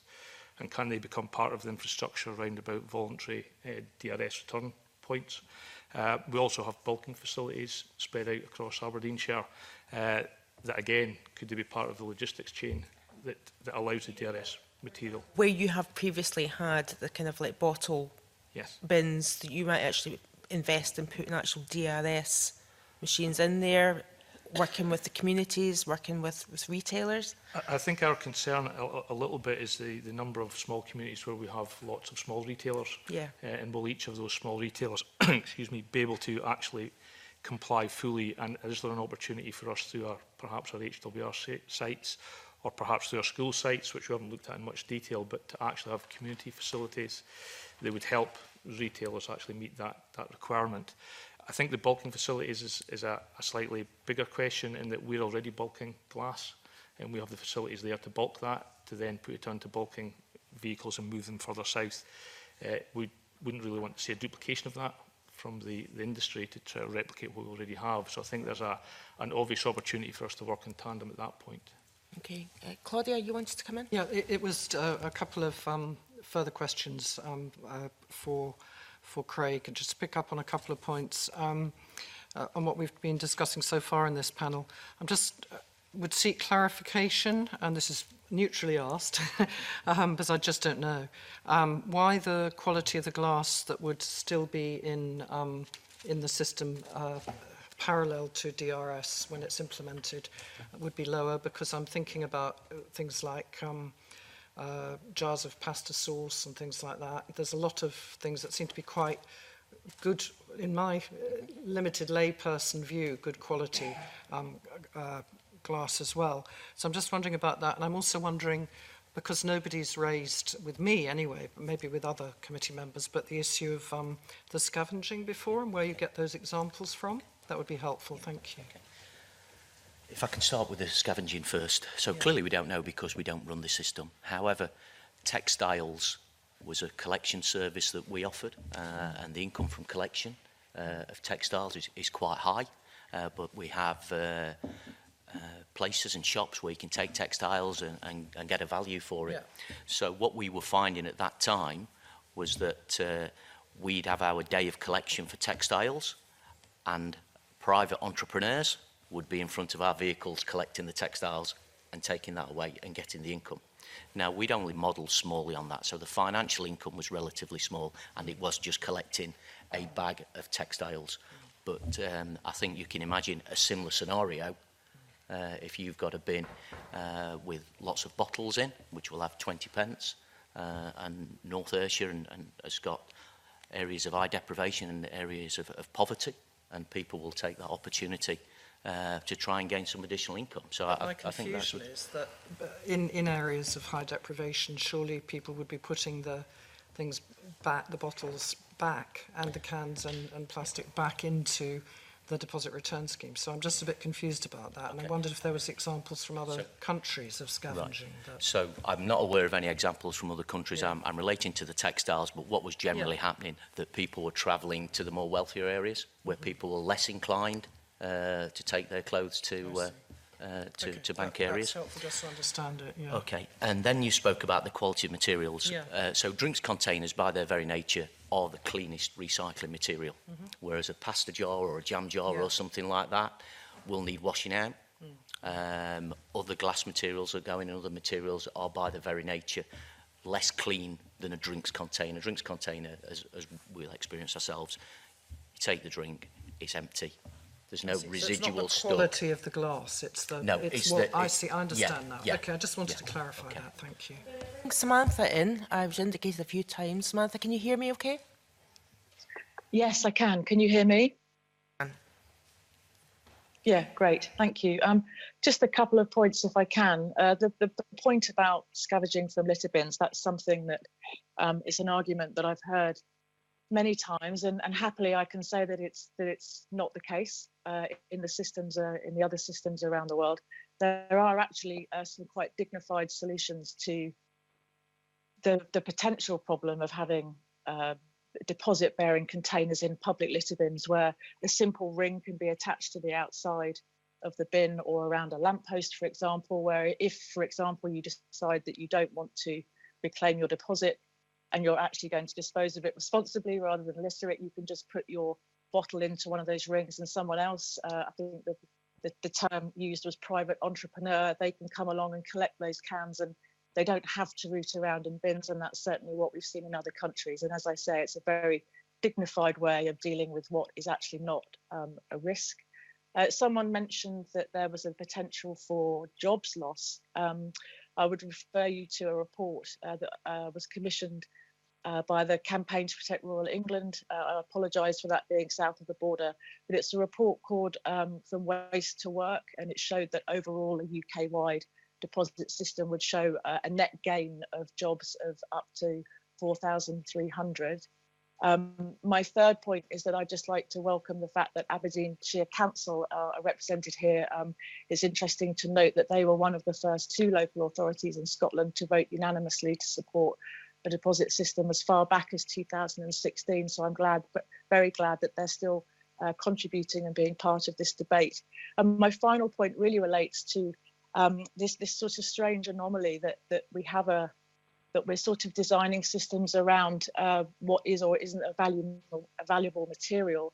And I think it's important to remember that the point of the deposit system proposed in Scotland and across the rest of the UK is really to establish the polluter pays principle, to establish an extended producer responsibility system where the people who make the products are actually paying for the service. So that I would hope that when the beverage container industry and the retail industry take responsibility for the beverage containers that they produce, that the other producers would support local councils with the huge financial burden that they're currently carrying. And I think it's important that we remember that the deposit system actually presents local councils with an opportunity to redesign these curbside systems and ensure that they're paid for not by council tax, but that they're paid for by the producers themselves. Thank you. Callum Duncan, you wanted to come in. It was just building on those very points, I believe, as the recycling is a net cost to local authorities, and a study by Reloop has shown that they benefit economically. 32 studies showing in every example of DRS globally, the local authorities benefit. And there's two sides to it. There's the recycling and the litter. I'll just talk about recycling briefly, then go on to the litter. Well, very much like Sam, welcome what David was saying from the Western Isles and Philip from Aberdeenshire, that the local authorities seeing the benefit and understand a community recycling network event in Borders. The Borders Council were also looking at this favourably because there is that net cost, which is ultimately borne by the taxpayer. And the other point is that in relation to recycling, unredeemed deposits, that can be recouped by the council outweigh the value of the recyclate as well. And there's also opportunities there, because if you can reduce the amount of curbside collection, you're reducing CO2, and the bottles and cans are high volume products, so you're actually able to have a higher density of other recyclates collected from curbside, so you're reducing CO2 on that side. In terms of litter, and those are costs again borne by the taxpayer via the local authority for doing clean-up, our surveys have shown that drinks containers have never gone below 31 per 100 metres in the 26 years we've done our Great British Beach Clean. And there'll be similar figures for the amounts on our streets. We ran the wild bottle sighting scheme since September 2016, over 12,500 reports of bottles and cans and throughout the countryside. And the experience shows with the carrier bag charge being introduced, that led to a 40% reduction in carrier bags on our beaches. So again, this is why we're very much supportive of an all-in system, again, including glass, as I mentioned earlier. And I understand that from Edinburgh City Council, a third of all the litter they're collecting is the air inside drinks containers. And there you have your CO2 implications there as well, for vans going around carrying around air, empty space. So there's just, all I can see is a range of wins there for the taxpayer, for the environment and for local authorities. It's okay, as Brinders representing COSLA. So yes. Thank you very much. Yes, so Gisbrand COSLA. Just to say, first of all, before we come to the impact, we just, the questions have been around the impact on local authorities. Our members have been following the development of the deposit return for a while and quite intensely, and clearly welcome the deposit return scheme. We want to make deposit return work.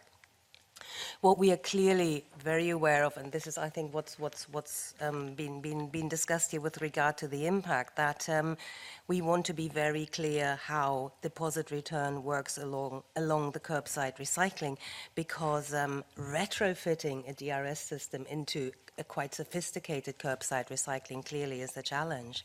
So what is so essential, really, that we understand the impact of this across the country. It's very clear that the impact is very different on different authorities. So we requested quite early on a clearer impact modelling, and Zero Waste Scotland has commenced this now. I don't know whether everybody around the table is aware of that. They have meetings with 31 of the 32 local authorities across the country. Unfortunately, I think very unfortunately for this committee here today, is that this process is not going to be completed until mid-December. And I think it's almost like that is what we want to know, because what we do know is that there's going to be different impacts across the countries, winners and losers.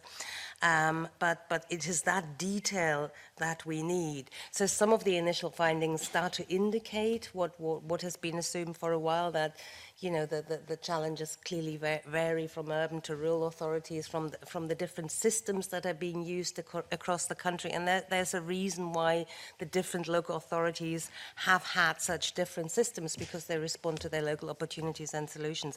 So really, just to say, from where we are, we're delighted that this detailed impact assessment is now done, but we really need those results. Stephen Freeland, you wanted to come in. Thank you. Stephen Freeland, Scottish Environmental Services Association. It's a trade body for the waste and recycling industry. I think this is an opportunity. It's been mentioned before that it's maybe a need to redesign the system, the recycling system as a whole. We may be at a point now where recycling rates are plateauing off. Now is a good opportunity just to sort of have a rethink about what actually needs to be done. And a lot of that plateauing off isn't really to do with the actual collection itself. It's been other factors around international markets closing on us and such like. But if we are looking to redesign the system, it needs a jolt to get these higher recycling targets. Then I think we should be looking at EPR as a whole, and DRS as a small subset onto EPR. And EPR provides us with the opportunities to ensure that the producers are fully funding the collection schemes up front. making greater efforts to ensure the materials they place in the market are recyclable. They have to pay for the greater contribution towards litter cleanup costs. So yeah, it's more a case of let's give EPR a chance. Deposit return has been talked about as a form of producer responsibility, and it is, but producers are only accountable for about a third of the actual costs of the scheme, with the rest picked up through other means. And there's an element potentially of cherry picking when we're looking at international experiences.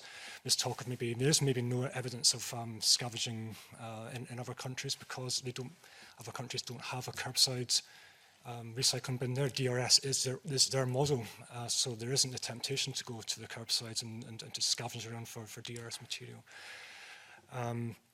And the 90% capture rates, there's no question that DRS is successful in other countries where 90% capture rates can be achieved. But that's where DRS was rolled out as this is our recycling scheme. There might be a temptation here where we've got a well-established curbside scheme for some to be leaked through that rather than diverted to DRS. Okay. Colin Forshaw, and I'll come back to some members who have additional questions. Thank you, Convener. Colin Forshaw from Chartered Institute Waste Management. I'd just like to pick up on 2 points I've made. Quite rightly, the conversation has dwelt on collections. However, the local authorities do have to take the material to somewhere, and a lot of them do operate or are contracted with materials recycling facilities, processing facilities that have to then handle the material.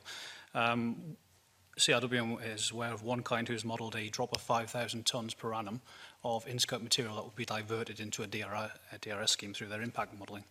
Facilities operate as a cost per tonne basis, so if that facility is operating at 20,000 tonnes per annum on a shift, that 5,000 tonnes then moves across. It does not mean that that 5,000 tonnes is automatically freed up as a capacity. You can't then necessarily go out and sell that. You still have the same cost, so you still have the same number of tonnes going through that single shift. That's the way that MRFs are generally operated. I'm not saying it can't be changed, but it does need to be borne into consideration for impacts. So the associated cost per tonne then increases. I don't feel that's been impacted. That has been raised by some of our members. And I think I'd just like to pick up about one of this, the mention there about unredeemed deposits as being a source of income or an opportunity for local authorities or processors, facilities. If that's not carefully controlled, then we bring it back to this fraud issue of how we then control that. How then you look at devaluing or changing the differential between values of materials. So a local authority customer may or may not suddenly decide that the focus is on looking on unredeemed materials rather than other materials. And therefore that may change their dynamic of their collection or their processing. It's unintended consequences, but it does need to be looked at and modelled, I feel. Okay. Finlay, you wanted to ask an additional question, and I'll come to Mark Ruskell as well. Thanks. Just to explore the two options that Dumfries and Galloway Council and Aberdeenshire with regards to collection of the more valuable flint glass, which tends to be your jam jars, your sauce bottles, and so on. Now, we understand that currently, without a DRS system, about 65% of glass is recycled, but it's the flint glass that's really important. So within the DRS system, how are we going to get that valuable flint back if the local authorities are not collecting glass on the curbside? Philip Mackay. I'll take that first. We collect all glass at our bring points. It's not just bottles. So we're collecting all glass, and as I said previously, our recycling rate, we've been able to maintain it up there. So it's not just the glass bottles. And so we would expect that to continue, that people will recycle the jars there. You're absolutely right, it's a higher quality glass, but I think the point was made earlier, it tends to be a dirtier product as well. So it swings and roundabouts there. We will, in all likelihood, see our contamination rate go up if that's the only glass we're putting in to that system. You wanted to come in? Yes, thank you, Convener. Likewise, we collected our community bring sites, household waste recycling centres, and in the Wigton area, all types of glass, so ones that will be eligible for DRS and other types of glass. The way we see the model working is that we believe people, when DRS comes in, will store their glass within a box or something within their property, which they will either take back to the supermarket or a location where they can get their 20 pence. Any material that they put in that box that isn't eligible for DRS, when they get to the reverse vending machine, there seems to me, as I understand it, and I'm sure somebody will correct me if I'm wrong, the opportunity for DRS machines to take glass that isn't DRS and either spit it back out and say there's no value to it, or take it in because it's the same type of material but not give a deposit on it. So those two options seem to be potentially available, I would think, within the technology. If it spits it back out, what we would intend doing as local authority is having our glass collection mixed colour, you know, not colour separated, located within, say, the supermarket car park. So you walk out with a box with 3 jam jars in it and a pasta sauce jar, and you put it in that, and then you leave. So you're managing your glass as one, you're getting the deposit back on what you get the deposit on, and the rest you have a very easy opportunity to dispose of. We think the reverse vending machine should take the material, if it's not eligible, still keep it. Mark, you wanted to come in. Yeah, I did. I was finishing a note on that last point. Quite a few local authorities have now signed contracts for incinerating residual waste. I'm just wondering if DRS changes the economics around that in any way. I mean, I'm aware that with some incinerators, there's an attempt to recover some of the residual ash that's got aluminium in it. So how does this affect incinerator economics? We've heard about the MRF economics, but what does this do to incineration? Craig Hatton. Thank you. You don't need to press your button. Thank you. We do it for you. We have a similar 25-year contract, consortium of 5 authorities, with a threshold and anticipated level. We haven't been able to model the changes that DRS will make to that, but clearly it's something that we will need to review, and it may have a negative impact. I can't give any more information than that, but it is within our contract, the amount of recovery of recycled material that we're expecting. So when you say negative, you mean negative for the incinerator company rather than negative for the environment? Or are you saying you just have to revisit your contract? Or I don't... So it will. So we've got in our contract, there's a percentage recovery of recyclable material. With DRS, I think if DRS is successful, which we would all want it to be, we would expect to struggle to hit that percentage of recoverable material because the material won't be in the waste stream. So that will have an impact on the contract and the price we pay, but that's unquantified at the moment. Okay. You wanted to come in on that? Are you talking to me? Yeah. Yeah, I just wanted to clarify the point about other countries with curbside and DRS, that actually that isn't the case, that there are indeed countries where curbside, a form of curbside existed when DRS was introduced. But the key point there around incineration, I think, is really critical. And again, the purpose of the Scottish Government's and indeed the cross-party support for DRS is that it's trying to re-establish a better focus on the waste hierarchy. And the problem with incineration and these quite punitive contracts that councils have entered into with waste management companies present a massive problem.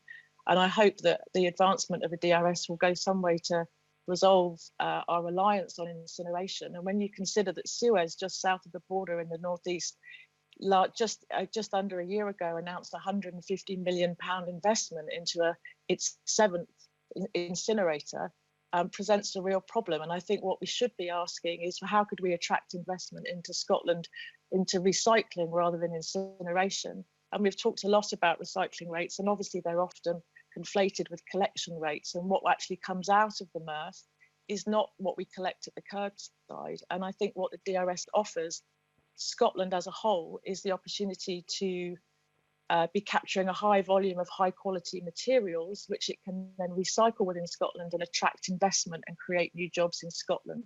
So I'd just like that to be taken into consideration. Okay, thank you. I've got two more guests that want to actually, Philip and Callum. Is it on the incineration issue? Right, so I'll come to Philip first of all and then to Callum. Aberdeenshire Council are just in the process of building a EFW along with our colleagues in City and Moray councils. We are going to own the plant with an operator in place for 25 years. Part of the discussion when we put that in place was actually at recycling rates and what size to make it, and we've actually made it smaller than our current needs for the 3 councils at this moment in time. It's considerably smaller than our current needs at the time, to make sure that we weren't falling into that position of feeding the beast, as I've heard it before, but to actually challenge ourselves to max out in our recycling and only put what is left. As I said before, we expect DRS to be about 4 to 5% of our total arisings at the minute that will come out as part of DRS, and that's well modelled already within the capacity of our energy from waste plant. Before we move on to members' final questions, Callum Duncan on the incineration very point. quick. In the spirit of the point about getting waste up the waste hierarchy, it's another argument for having glass in the system and in the system early, because that way that you can encourage refills and refillables.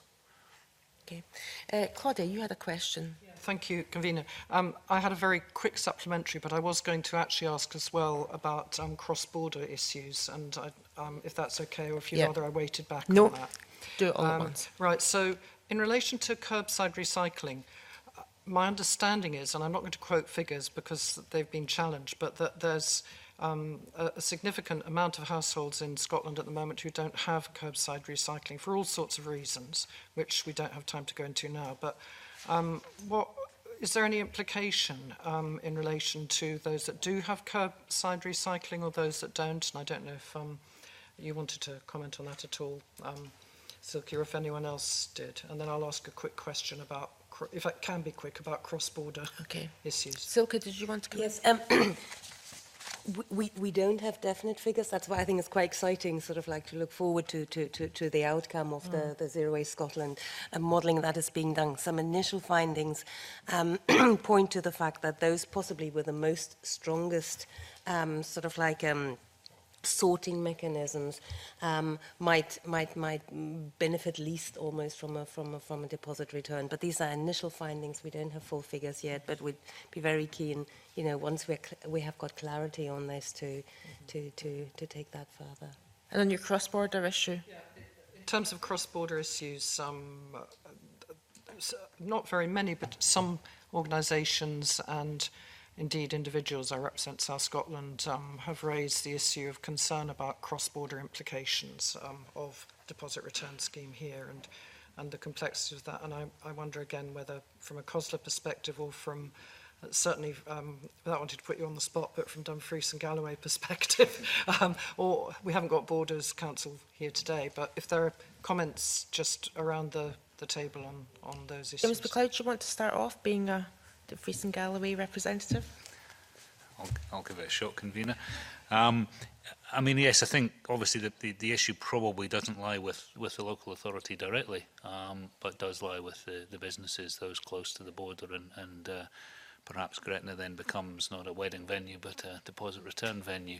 But in that respect, I think there's obviously a need then for the industry to identify which products are bought south of the border, and I guess the barcoding detail will be the way that that's dealt with. I don't think that's out with the capabilities, although it does add to an additional cost, I suspect, for the producers. Okay. Final question from Rachel Hamilton. Going back to the glass recycling, Convener, and we know that 4 out of 5 of the most successful European countries that operate DRS exclude glass, and they, Norway, for example, uses the extended producer responsibility scheme. But I am just trying to work out here how local authorities, if they've done any financial modelling on the glass collection schemes, and would they be no longer economically viable if the higher quality bottles were going into DRS. And I'm sorry if I'm repeating myself, but I just want to know what is the financial impact and how that will affect you. Philip Mackay. Can have a go at that. We have done some work with Zero Waste Scotland already, and we have done some estimates on that, and we estimate around about just under 5,000 tonnes of glass will come out of our systems. Our collection system is relatively efficient in that we don't collect at the curbside, we're collecting that in bulk, if you like. However, we do get income from that. That alone will be around about £70,000 of lost income on that. But as a previous speaker said, there are other things where we will save money with glass coming out from going to landfill, because it's not 100% it's making its way into recycling at the minute. So there's a wee bit of swings and roundabouts there. I think more of a concern is possibly the confusion round about where to dispose of which type of glass. Is it a DRS piece of glass that you can take back to the supermarket or the shop you bought it for, or is it a different type of glass that has to be then taken to a glass bring point? We've been having the similar discussions around about putting some of our recycling on the go, our smaller containers at supermarket car parks and the like, because would that be very convenient? But I think that is a worry of adding another layer of confusion to the system, which may well mean that some of that high quality glass goes into the black bin. Okay, Samantha. Yeah, I just wanted to pick up on that point about confusion. Obviously, a deposit return system is a collection system for beverage containers. So if you begin to exclude some types of beverage container based on their material type, you then confuse your consumer. I can understand the gentleman's point, but I can see someone not being confused by an all-in deposit system that includes glass, plastic, aluminium and cartons potentially, but they wouldn't consider putting in a jam jar. But if you're then asking your constituents to recycle plastic and aluminium through a deposit system, but then take your glass bottles along with your glass jars, I can see definitely that would add confusion. So again, the recommendation would be to keep it simple, stick to the principle of a deposit system, which is collect every beverage container. And Finlay, you have a final question. We have run out of time, but I'm going to let you in. Thank you, Convener. That's very kind of you. This is probably for Dumfries and Galloway Council and COSLA.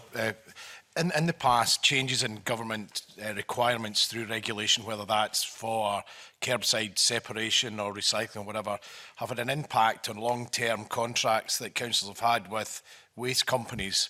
And there's been an impact that has, in some ways, been helped by Scottish Government. Is COSLA or local authorities foreseeing issues with long-term contracts that are in place at the moment and the change in those contracts that DRS will bring, and how do they foresee bridging that financial gap? Silke? I don't know, Craig, you might be able to answer some of that better. I think we need to understand the impact that this will have on individual authorities. Then we're going to need to look at, how these anticipated impacts would be addressed, what future service what future service provision would look like, what that would cost, whether there would be, gains, benefits, and so on. I think the question you're asking is incredibly relevant, and I think we don't have the answer yet. We can't even start thinking about this because we first of all need to be clear about the anticipated impact. So I think that's where we are at the moment. Generally, all local authorities are open to look at how curbside recycling needs to be made most effective, what it needs to look like. They're aware of some of the impacts, financial or in terms of consumer behavior, that some consumers might feel, well, what I put in the deposit is the valuable bit and the other stuff's the rubbish kind of thing. So it's a very complex picture, and yes, this is exactly what we need to do as a next step. Specifically, if a council has a 20-year contract with Acme Waste Management, which guarantees a certain weightage of recyclates, whether that's glass or plastics or whatever, are local authorities expecting the government to assist when it comes to addressing what could be contractual issues? Because a lot of councils have signed up to a 10, 15, 20 year, and it will have an impact, DRS, there is no doubt. How are councils expecting to bridge those issues with contractual obligations? I'm going to bring in Craig Hatton. That's going to have to be the final comment on this. Okay, thank you. Clearly, councils have entered contracts on the legislation in place at that time, and we spoke about the energy from waste contracts that have been let recently to meet the landfill ban, and the landfill ban is absolutely the right thing to do, and councils have reacted to that at that time. We're currently doing the Zero Waste Scotland modelling. As Silky set out, that hasn't gone around all councils yet, so I think that will be really important. And we need then to review the implications of that. If councils are then going to be financially worse off through breaking contracts, different material streams and the rest of it, in my view, we need to look at some transitional arrangements and transitional funding with the support of government to enable councils to manage that most effectively and most efficiently. Right, thank you all for your time this morning, and as I've said at the end of every roundtable, everything that you've said has been extremely enlightening and very useful to us as we consider our report on this issue. That concludes, we will be raising a number of the issues that you've made with the Cabinet Secretary on come and speak, hear our questions and respond to us on the deposit return scheme.